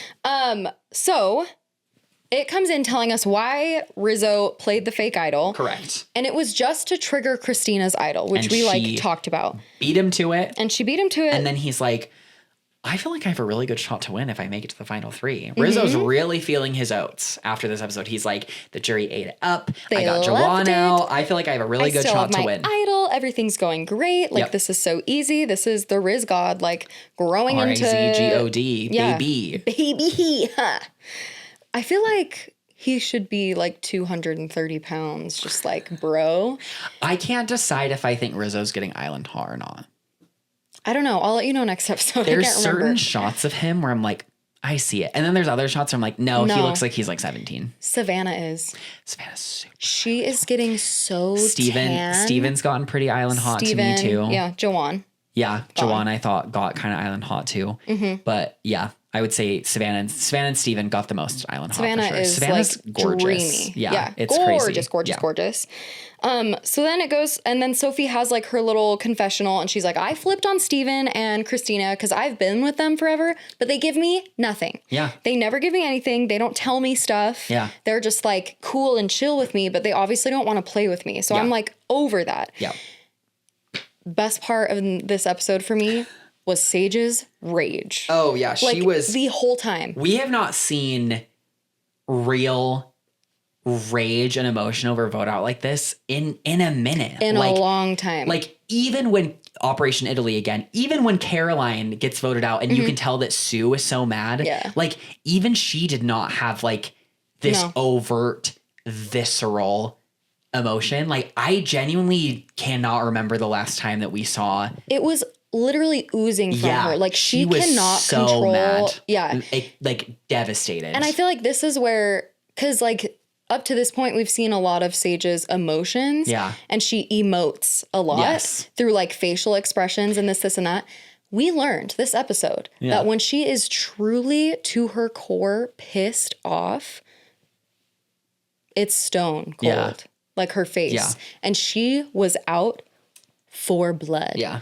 And I feel like she had the rage where it's like, I don't care if I lose this game. Sophie is going home this episode. Yeah. She, like, over my dead body, am I going for anyone else? And she won't win. And she won't win. She won't win. Sage made it really clear Yeah. with this episode specifically that she's not going to win. Yeah. She's like, I don't even care anymore. This is for my boy Juwan. Yeah. And it's so funny. She has a line where she's like, I want Sophie to go home, and who I want to go home goes home every time. And I'm like, girl, that's not even true. Like, you've been trying to target Savannah this entire time. Well, but she's like, oh, but I ended up not, like, the person I actually targeted went home. But it's like, that's not true because the person that you targeted last week didn't go home. Yeah, it just, like, made me giggle. I was like, okay, girl. But something else super exciting is our reigning queen of this season for us, Sophie B, is like, I know I'm going to have to flip on Rizzo and Savannah at some point. I know it's going to happen. And so she has a conversation with Sage in her like moment of heat and anger. Mm-hmm. She's just like, I know we don't have trust, but I know I can't make it with them. Like they are so tight like this. And I want to like make something happen. I know you might not believe me, but like, I want to. And Sage is like, I don't buy it. She's like, nah. No. Sage is wild, man. She's a wild player. She's so wild. I think that something else to take note of early in the episode is like Sophie S is trying to do damage control with everybody. She talks to Steven and Christina and was like, I would never have numbers to do this ever again. Like, I feel like Juwan and Sage have been controlling the votes. I had to get him out. Mm-hmm. She goes to Sage and is like, Juwan's a way bigger threat in Final Tribal to me than Rizzo. So like, I needed to get him out. And Sage is like, you just handed Savannah $1 million. And the thing that hurt the most was that you had the biggest smile on your face. I'm screwed now. I just wrote down Savannah's name. And it's like, oh my God, like Sage, crazy. She said, losing the only person I trust 1,000% is devastating and I'm pissed. I'm upset with Sophie because she blindsided me. She's frustrated that I'm frustrated and I don't care. I don't want Sophie S here anymore. That was the stupidest move she could have done because I'm still here. She's going to regret this. Wow. I love that you wrote that down word for word. Oh, yeah. Oh, yeah. So good. I was sober for this episode, so we got some more coherent stuff. Coherent thoughts. Yeah. What did you write after Juwan got voted out? I wrote, Juwan bye winner pick, lol. No. Oh, I wrote, it was when Rizzo played his idol. Rizzo played his idol, but it's fake. What the fuck? Yeah. Oh my gosh, so crazy. good. Crazy. Okay, so yeah, I love this. Oh, something that piggybacking off of what you just said is it helped me understand where the players' heads are at as far as who's a front runner. Mm-hmm. Because Sage is like, you just handed her $1 million, like Savannah. But up to this point, I've kind of been like, I don't think anyone will vote for Savannah because they hate her. But then Sage saying that and like Christina agreeing and Sophie S agreeing, I'm like, oh, so they are clocking Savannah as the bigger threat, not Rizzo. Yeah. So that was just like an interesting moment for me. And it's funny because Sophie S is like, Juwan's a bigger threat to me at Final Tribal. But from an audience perspective, girl, it seems like Sage and Juwan have been constantly throwing the game. Literally. So it just shows you that like, what we perceive at home and what's shown to us in an edited form is not what they're all perceiving, right? It's not what they're thinking. Because what I'm trying to make is the way the edit is going, I think the winner is going to be one of Rizzo, Savannah, or Sophie B. That just seems to be the way that the edit is leaning because it's making Juwan and Sage's move to not vote Rizzo out look like a dumb thing, even though I also saw a comment on this of who was it? Was it who was it? former player. Mm-hmm. Who was it? I can't remember. Former player was on a podcast and was like, take a moment to stop and consider why Jawan and Sage have not been voting out Rizzo. And instead of saying it's because they're bad at the game, thinking about what they might have been thinking. Mm-hmm. And he was implying the idol you know is not as dangerous as the idol you don't. Mm-hmm. And I'm like, okay, for sure. I see that. Yeah, But the way real. the show is being edited is they're making it be like, what? Like, how did you not vote Rizzo out? It's the same thing that we saw last season where every week I was like, how has nobody voted Joe and Eva out? What is going on? When in reality, if you listen to what players have said afterwards, it seemed like Joe and Eva had no shot of winning Ever. at all. Yeah, everyone And was like, I wanted to sit next to the them. people that people were worried about winning were the people like Mary and Star, which is so bizarre because Yeah. the edit, we got something completely different. I did love Mary. Like, yeah, Mary was fierce. I loved Mary. She was fierce. She had the cutest tank top too. She did. They She was gave her fierce. such a cute outfit. So Anyway, yeah, it Yeah. is a good reminder. It's like, okay, what we see isn't what they see. Yeah. Just like going all the way back to Erica and Xander and all these other things. It's like they are feeding us a certain thing. I saw it. You saw it. From the moment she talked in her preseason She's like, interview, "You will win." I saw it. So yeah, Sophie S at this time is talking to Sage, is like, I'm willing to get him out. She says in confessional, I want to get Rizzo or Savannah out. It's just a matter of time. I need troops. Right now I need people like Sage. Then there's a journey. Boat shows up. We get some confessionals about everybody being like, I don't really know if I want to go. Sophie S specifically says, we're at a stage in the game where conserving any energy is really important now. The kicker was in the note, it says like a player Strenuous. needs to get on this boat to go through a strenuous journey Yeah. and to get, and the second they said the word strenuous, I was like, bye. no. So then Steven is like, I know I need it, so I'm going to go. Everyone just lets him go. And then I thought it was funny because as soon as everyone lets him go, Sophie S has a confessional where she's mad about it, even though she willingly sat out. Yeah, Just continuing. It seems like the editor's inside joke with her is just like showing things where I don't necessarily think it's unreasonable or anything, but just like continuing to show Sophie S like randomly getting like a little bit mad. And Oh, it's yeah. funny. Like a little bit mad about the fruit, a little bit mad about Savannah in the challenge, a little bit mad about Steven going, even though you fully could have been like, I'll go to stop him from going. Yeah, totally. Just, but it's everyone funny. bowed out, and Sage is like, I'm 50-50 if I want to go. Yeah. So if you really want to, I'm not going to fight you. But like, if you don't want to go, I will go. Yeah. That honestly surprised me that Yeah. everyone just like bowed out to it. Yeah. They really are that tired. Yeah. They're that tired. So Savannah and Sophie S are like, let's get Steven out, but if he gets something from the journey or wins immunity, we can talk about something else. Sophie S and Sophie B chat. They also want Steven out, but if he's safe, Sophie S says, let's get Rizzo or Savannah, and Sophie B agrees. Steven's journey is just him running around the island to collect numbers for combination lock. Yep. And he has a time limit to do it, and he does it. 1843-25. I thought the journey was really lame because he didn't even have to unscramble them. They were just in order. And it was just like, run around this island. Well, and Just like, the pot had hardly moved. So I was like, how much so time? much time. I think they were planning on like, sorry if this is rude, but I think they were like, we have to account for like if Christina is going to come and do this. oh, see, It has to be like achievable. Well, my take was that they wanted to make sure that someone got the advantage no matter what. So I guess we're kind of saying the same thing, like accounting for who came. But I was like, yeah, I feel like there was no way anybody would have failed this. No. At all. No. But it was a really cool moment for Steven too, because he's like, I was completely left in the dark. Yeah. And as he's like running from spot to spot, he's just saying the numbers over and over. And he's like, I'm a rocket scientist. Like I I've done way can harder things do than this. Yeah.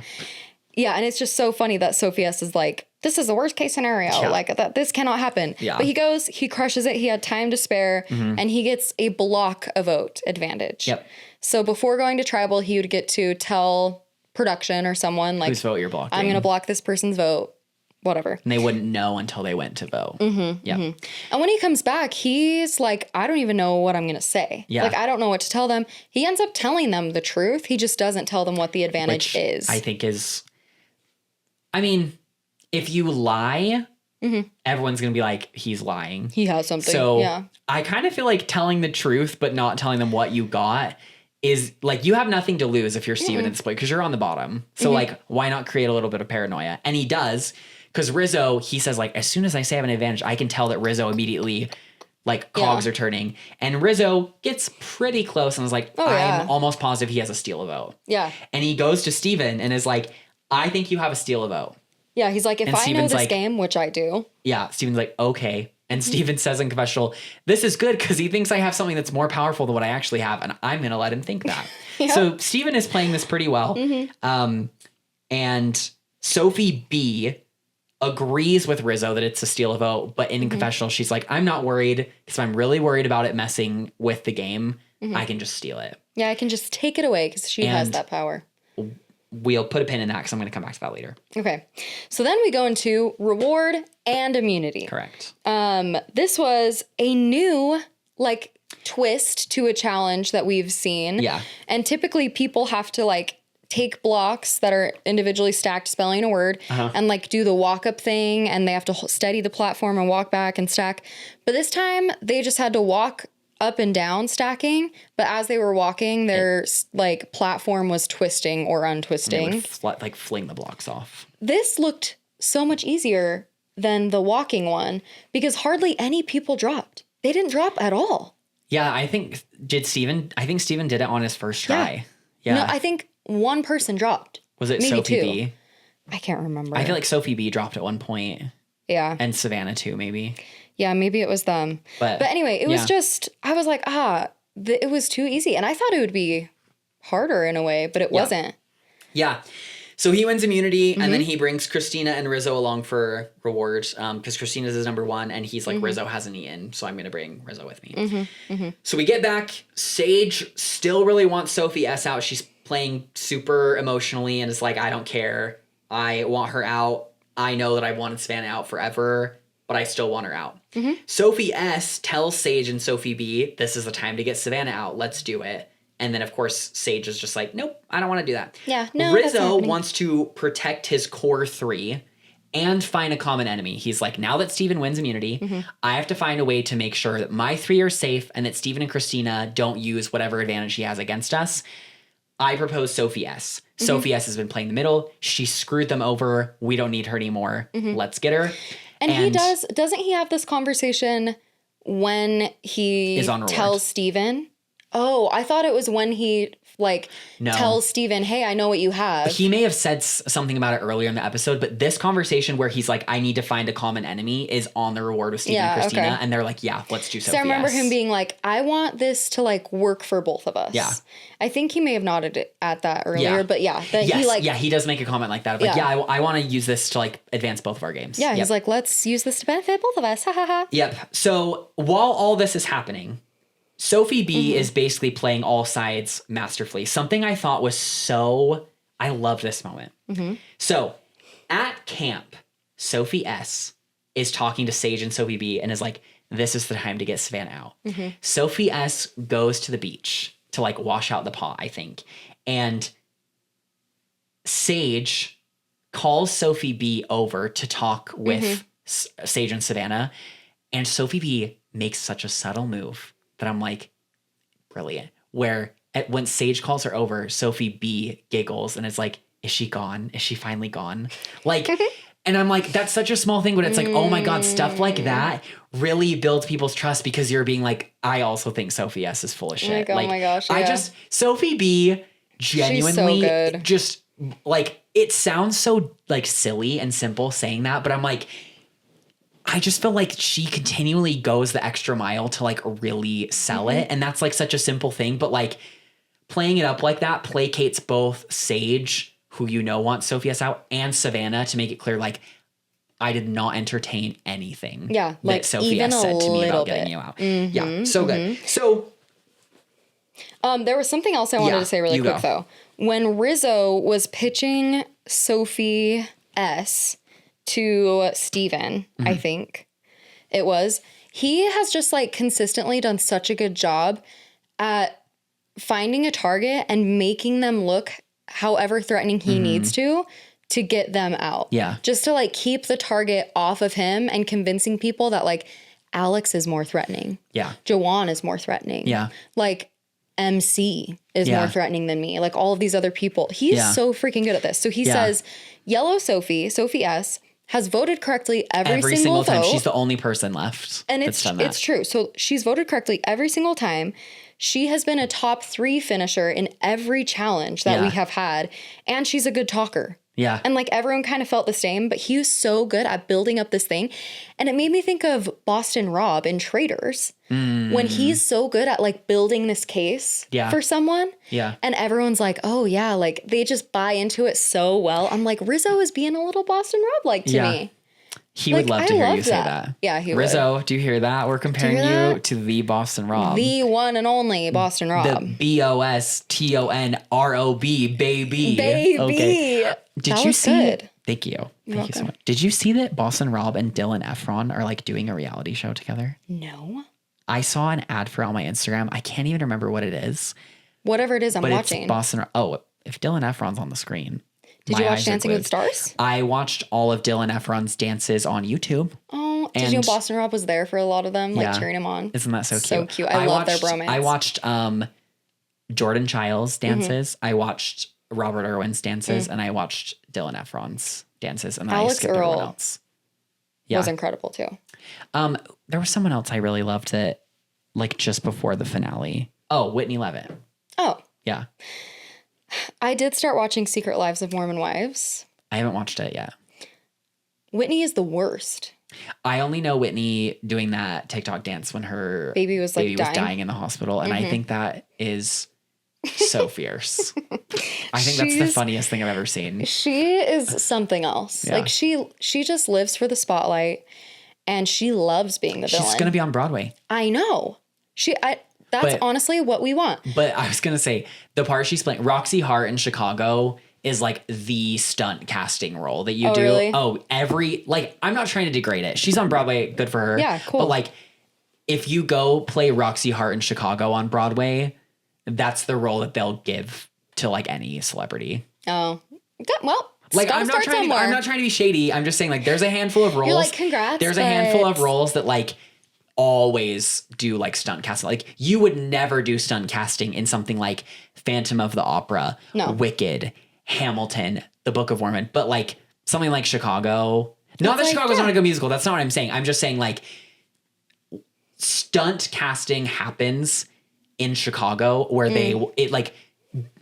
what I'm trying to say is that being cast in I'm like, Chicago on Broadway does not mean the same thing as it does performing in other productions on Broadway. Got it. That's what I'm saying. I was like, spit it out. No shade to Whitney. Love you, Whitney. Yeah, I don't know enough about Broadway shows, but after she did like the Hamilton dance on Dancing with the Stars, Carrie Ann, the judge, she was like, I feel like you are going to be on Broadway, girl. And I was like, she really is. And Which she is great. But like I'm saying, anybody can get onto Broadway if you're playing Roxy Hart in Chicago. If I pulled up the stunt casting list for Roxy Hart in Chicago, I'm not even joking.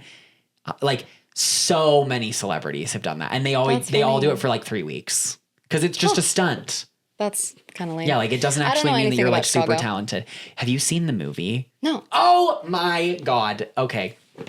We need to watch the movie. Chicago, the film adaptation of Chicago is maybe the single best movie musical adaptation ever. And that's including Wicked Part 1, which I also love. Holy. Chicago is actually incredible. Really? It's amazing. It's so good. Okay. I love that movie. I'm excited It's to watch. amazing. It's so good. Taylor, I love you I love and your you. passion for like film Thank and all you. this stuff. Like Oh, I just don't even get me started talking about movies because did you see my Instagram post for the movie that I saw yesterday? Oh, I was with family my this weekend. God. I will make a quick pivot because we've been yapping so much. I'll make this quick. Why not?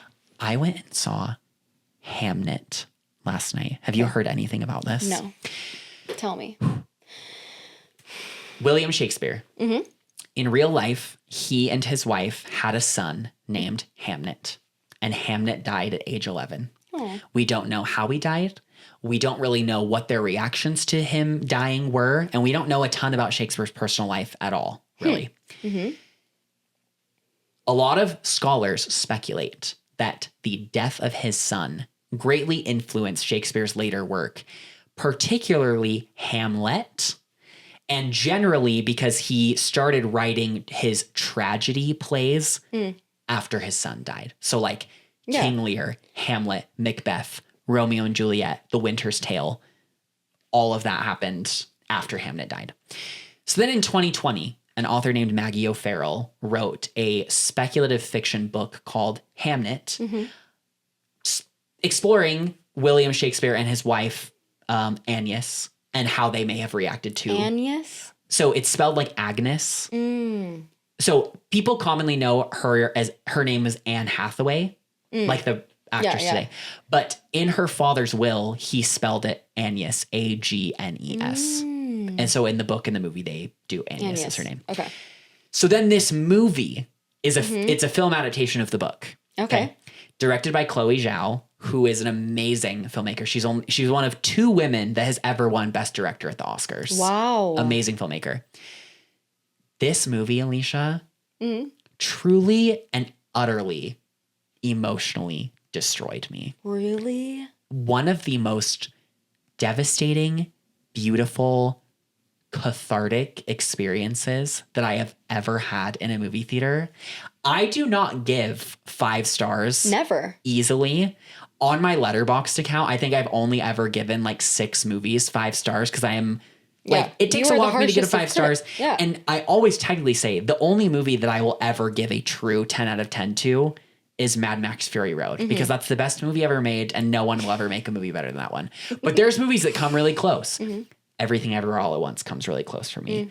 Parasite comes really close for me. I love Parasite. I gave Hamnet 5 stars Wow. because it was truly and utterly such a marvel of filmmaking. Thunderous performances I love from you. Jessie Buckley as Agnes and Paul Mescal as William Shakespeare. The kid who was playing their son Hamnet, his name is Jacoby Jupe. Amazing. What a name. And Jacoby so Jupe. part of the movie, I'm going to look up the cast really quick. anyway, I don't want to give anything away. You need to watch it. If you want to go see it, I'll go see it with you again. But you have to be prepared for me to I'm be like scared. hysterically sobbing through the whole movie because it was crazy. Hamnet cast. It's amazing. Okay. Emily Watson plays William Shakespeare's mother. Oh yeah, Noah. Okay, I know that. Yeah, Noah Jupe. Noah Jupe is the Jacoby son. Jupe. Noah Jupe is the son in Stranger Hamlet. Things, Yeah. and Noah Jupe is playing Hamlet. the actor that plays Hamlet, Wow. and Jacoby Jupe is his little brother. oh, I can see it when their faces kid are next playing to each other. Hamnet. Yeah. Oh, he's so cute. Yeah, it's crazy, Alicia. It's genuinely it's the best movie I've seen this year, and it's one of the best movies I've seen. I think the last time I gave a movie 5 stars, I think was Everything Ever All at Once. So it's been like 3.5 years since I gave a movie 5 stars. Everyone. I honestly probably should have given Dune Part 2 5 stars too, but I didn't. The I Queen gave has spoken. The Queen has spoken. Go see Hamnet. The Queen has spoken. Go see Because Hamnet. I read all of your like movie reviews when you post them on Instagram. You never give like 5 and I stars. I haven't posted a movie review on my Instagram in over a year because they kind of started to feel like a chore for me. Oh yeah, it took But the this joy movie out was of it so all. good that I was like, I have to let everyone know how good this was, and so that's why I wrote what I wrote. Is about it still Hamnet. up? You think? Yeah. Okay, I'll go read Oh, it. actually, no, because I think it probably just expired because I wrote it like right when I got done. Okay, well, I'll make sure to go read it. The Queen has spoken. It's amazing. It's so Hamnet good. is It's a movie of the ages. literally one of the best movies ever. I really want it to just sweep the Oscars. It's not going to. It's not going to. That's a conversation for a different day. Okay. Anyway, getting back into things. Okay, getting back into things. Really, what yes. ends up happening is Sophie, like we said earlier, Sophie S ends up thinking she's in the middle. She's like, there's 2 coalitions here. Sage, Christina, and Steven want to get Savannah out. And Sophie B, Rizzo, and Savannah want to get Sophie. well, no, Sophie S thinks that she's A in the swing middle. vote. Yeah, who does she think that Christina wants Savannah still, didn't she? but who does Sophie B in this context think that Rizzo, Savannah, and Sophie B are voting for? Sophie S. Sophie S thinks she's voting for herself. Oh, who's Sorry. the decoy? Sorry, basically I what it I'm was a saying is, misunderstanding. so the person that's actually in the middle is understand. Sophie B. Yes. Because Sage, Yes. Rizzo, and Savannah want Sophie S out. Sophie S Christina and Steven Want Savannah. want Savannah out. Yes. So Sophie S has a line where she thinks that she's in the middle. But the actual person in the middle is Sophie B. I guess Sophie S probably just thinks that it's everybody except Rizzo and Savannah wanting Savannah out. I think probably because she's talked to Sage and Sophie B and Christina and Steven about it. Yeah. So that's probably what I'm thinking. Yeah. And there is a moment too of clarity where Sophie and Rizzo connect. And I think it totally solidified that like Sophie B really was in the middle because she connects with Rizzo. He confirms, so like, let's do Sophie S. This is why, blah, blah, blah, blah, blah. Sophie then tells Rizzo that Sophie S, I guess Soph tells Rizzo that Sophie wants Savannah. Yeah. And so then Rizzo's like, yeah, she's gone. Yeah. Like that just like further solidifies it. Yeah. So I think it just like further confirmed everything for Soph. Yeah. That she was like, okay. Yeah. And in reality, I think everybody was Sophie S the entire time because Steven wanted to preserve his advantage. And everyone sorry, I was thinking Rizzo. Go ahead. Steven S and Christina had no reason to Steven and Christina had no reason to vote with Sophie S because she'd screwed them so many times in a row. So what ends up happening is it's a unanimous vote. Sophie S is blindsided and she says something that I really liked when thought was funny was, and no, none of you can have my jacket. Yeah. Which was so funny. So I laughed so funny. hard. I wrote, she was fierce for that. She was fierce for that. We would be friends. The only other thing at Tribal that I thought was genuinely bizarre, I literally wrote, Christina is bizarre for this. Oh. Was Christina just being like, I strongly dislike Savannah. Yeah. Yes. Like, so bizarre. Like, it is, the dislike is so strong. Yeah. It's like, what did she do to you? Because Savannah frames it as like, yeah, like, Christina and I have been on, like, opposite sides, but we still, and Christina's we're cool. like, and Jeff is like, what do you mean? And she's like, I have a strong dislike for Savannah, like just differences in like how we are. And yeah, maybe if we were on the same tribe, yeah, like maybe. It was but crazy. It's like, yeah, it's bizarre. Because even saying like, yeah, like I don't really like Savannah, that's wild. But to say strong dislike is basically saying you hate her. Yeah. Like a strong dislike is a nice way to say I hate you. Yeah. Which is wild. Yeah. Because we haven't heard enough from Christina. Like we get why Sage would not like her. Christina, I have no clue. Yeah. It makes you think that for some reason, they really want the audience to maybe be a little bit more invested in Savannah for some reason. We're not going to say Don't know why. But, Yeah. And then there's maybe other things that we're not seeing on the island. But then there's a lot of people that really vibe with her. Like totally. Nate and Rizzo and Shannon and Sophie B. Sophie B was I've like... all really liked her. Yeah, Sophie B, she said, I honestly feel closer to Rizzo and Savannah than like some of my friends back home. Yeah. Yeah, I was like, wow. Yeah. And this is such a unique, vulnerable experience that no one else will understand. It would bond you so deeply. Yeah, so it's just like, none of your friends are going to get you. Yeah. But they will, So I think it's like part of sharing that. Yeah. Anyway, Sophie B. Yeah. So if we're talking Queen of the Week this week. Okay. It's Sophie B.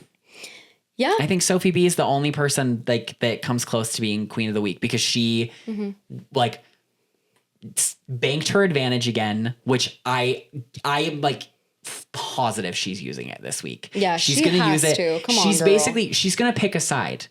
She's either gonna bury Steven by stealing his advantage before Tribal to block someone's vote. Or she's going to steal Rizzo's idol after the votes are cast, but before they're read. And then she will play Rizzo's idol on herself at 5 to get to Final 4.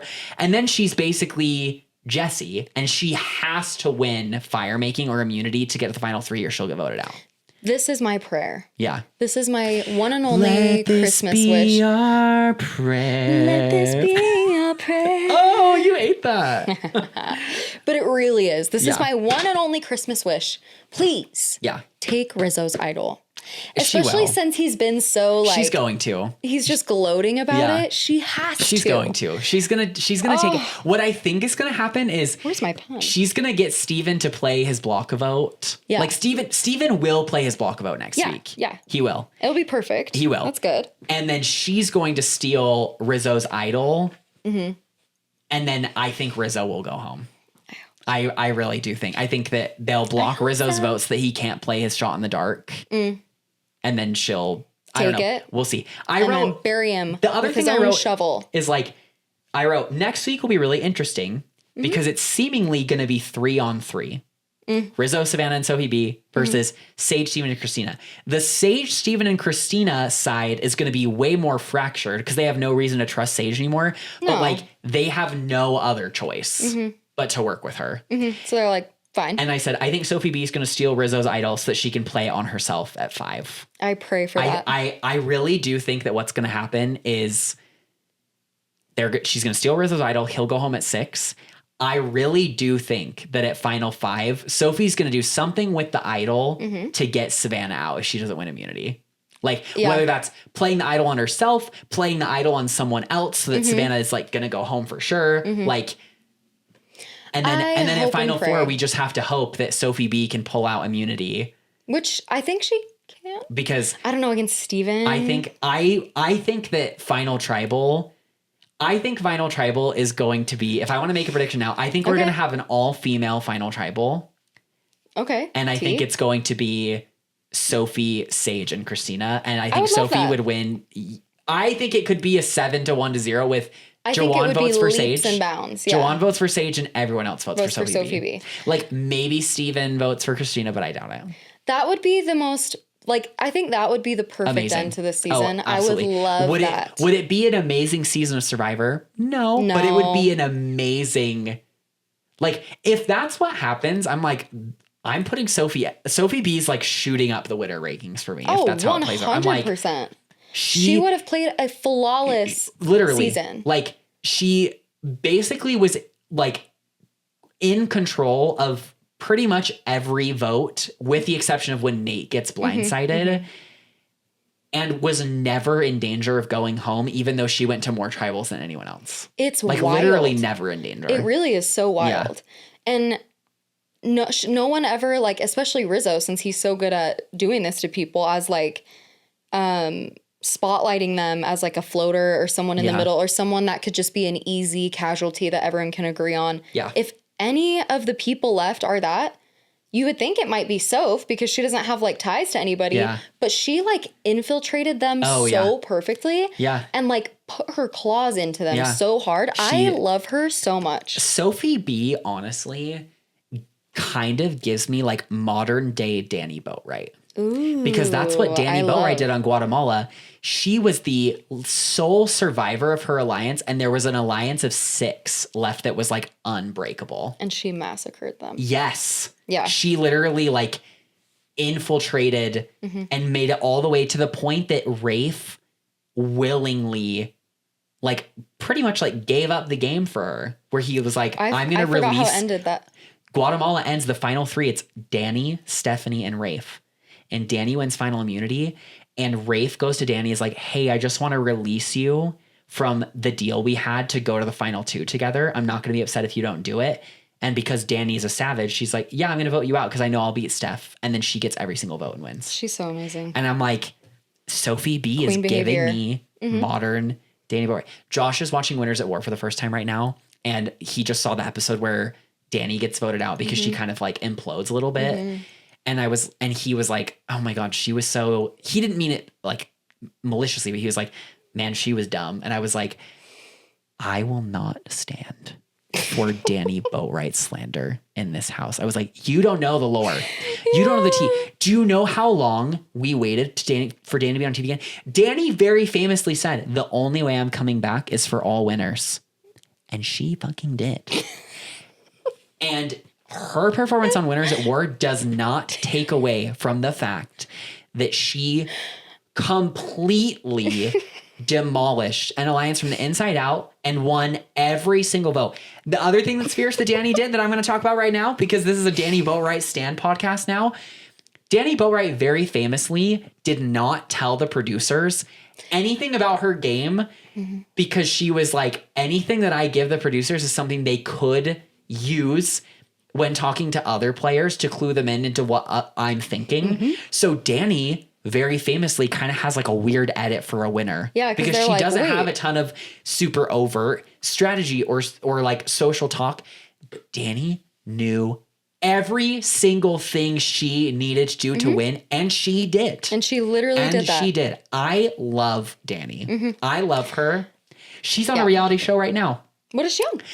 It's some like reality competition show where like every episode is like a super intense physical challenge, and there's like 100 competitors.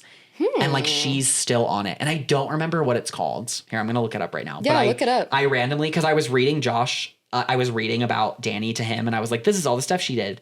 And then on her Wikipedia page, it was like, Danny Boatwright is currently competing on blah, blah, blah, blah, blah. She's on,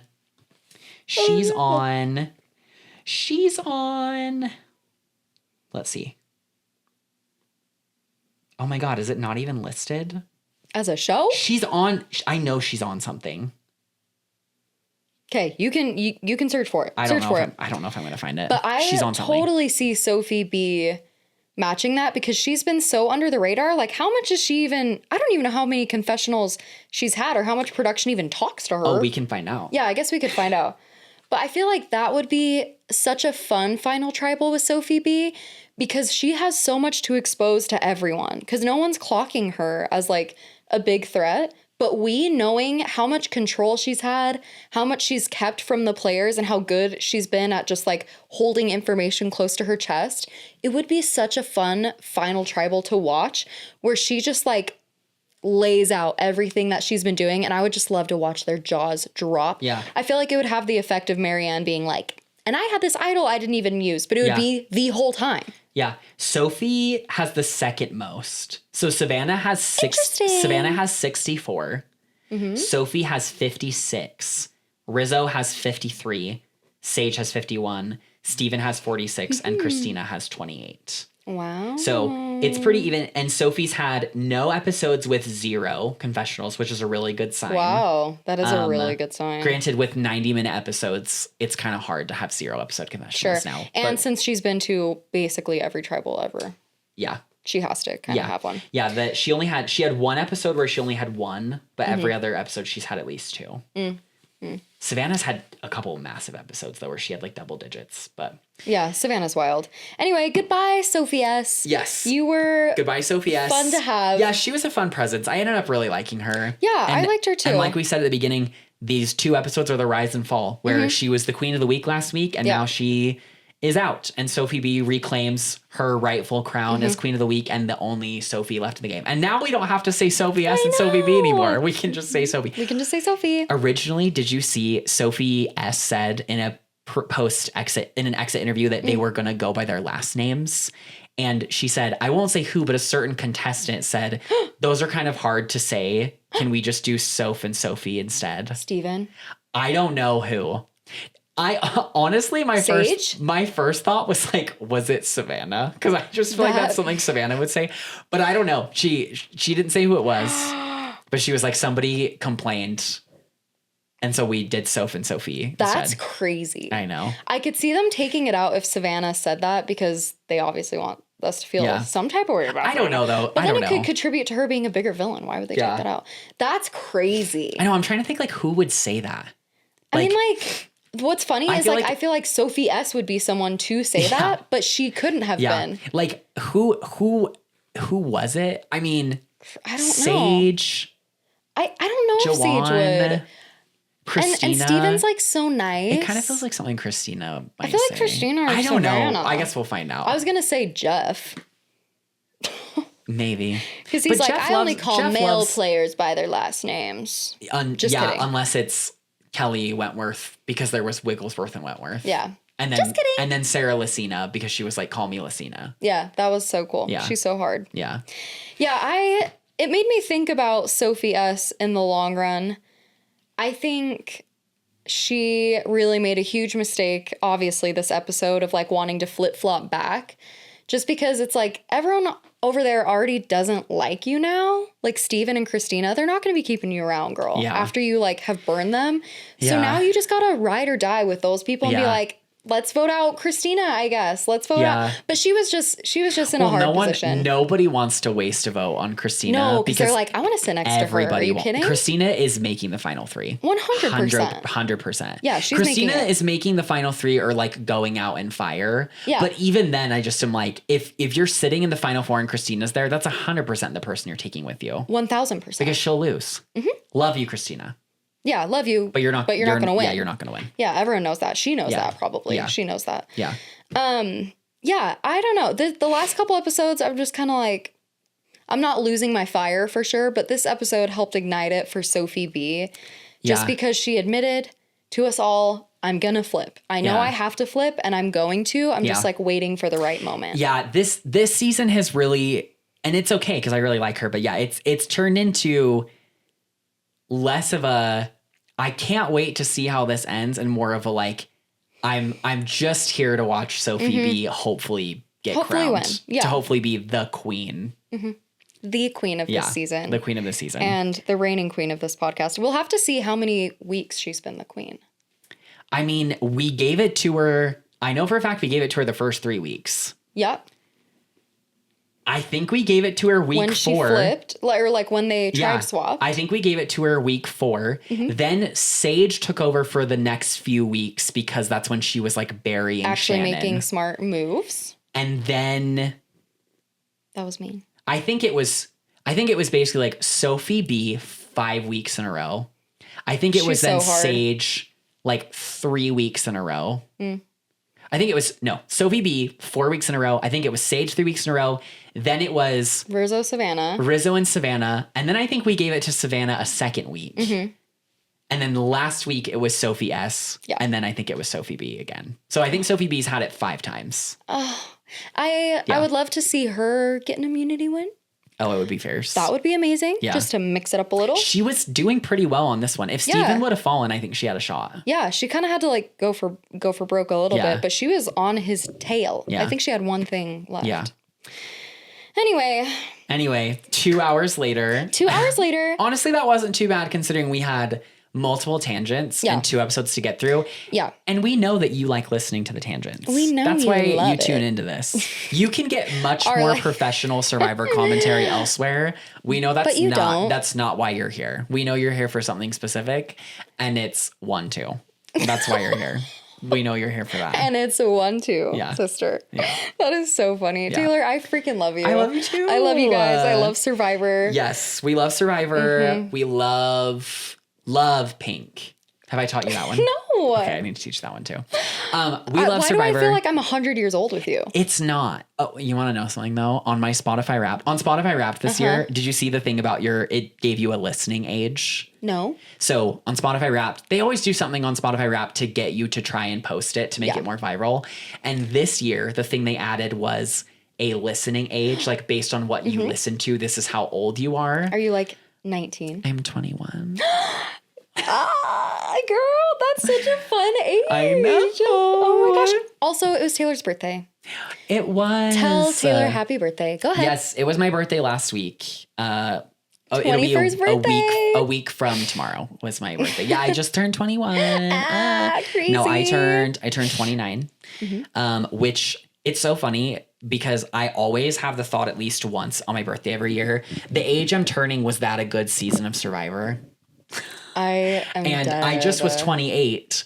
And Cagayan is season 28, which is an amazing season. But 28 was kind of a shit year for me, not gonna lie. Oh, no. 29 is also a really good season though, because it's Blood versus Water too. So we'll see if that's better. one's But then you major. have season 30, which is terrible.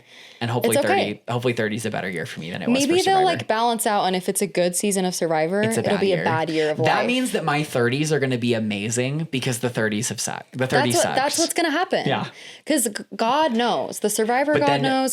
37 is going to be a really random bad year in my 30s. Yeah. Because David versus Goliath Is incredible. Uh-oh. It's just because God knows, like, okay, Taylor needs something great to get through Lady these Gaga does know years. that. Yes, She does she know knows.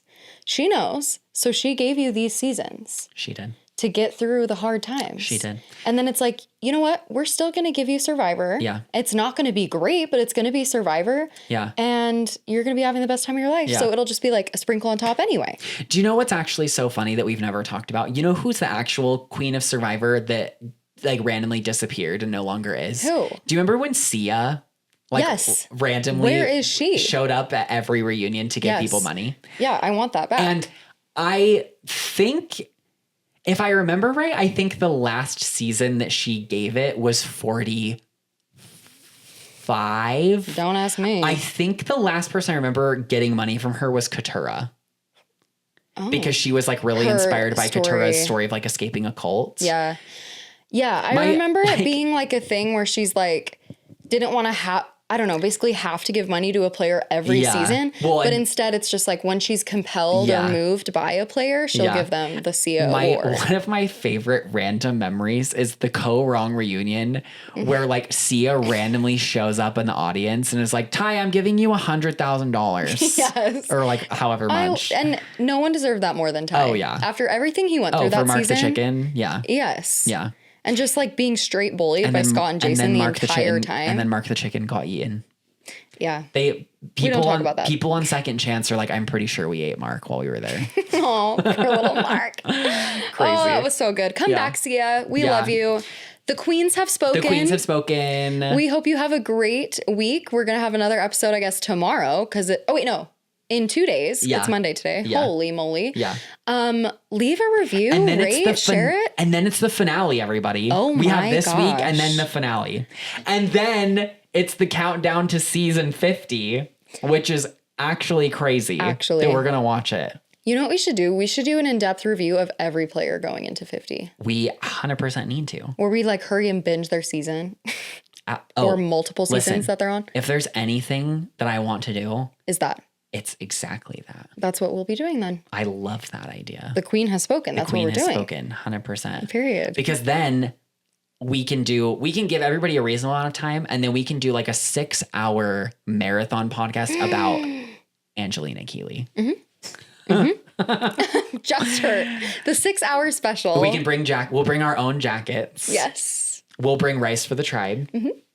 We will teach you how to negotiate. Yeah, we should buy like all of the books about negotiation. We'll guest star on the White Lotus. Yes. We will be told by Mike White while guest starring on the White Lotus to stop crying.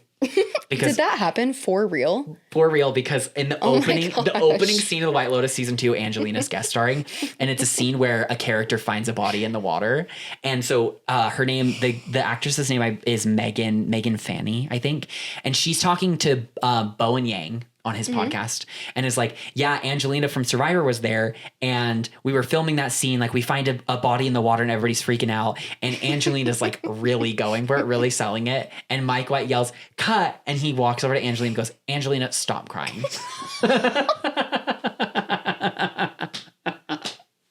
I love her. I love her so so much. funny. Angelina Kiwi. That is so funny. Yeah, so good. I love Angelina. So good. Angelina, we love you. Come on the pod. Angelina, stop crying. Isn't that crazy? Oh, that I need makes to me tell like myself that. cry. That's Next time at the movie theater. hilarious. Angelina, Stop crying. Anyway, we love you all so much. We will see Thanks you for for the next listening. episode. Thanks for Yes. listening. Until next time. Bye-bye. I don't know why I did jazz hands.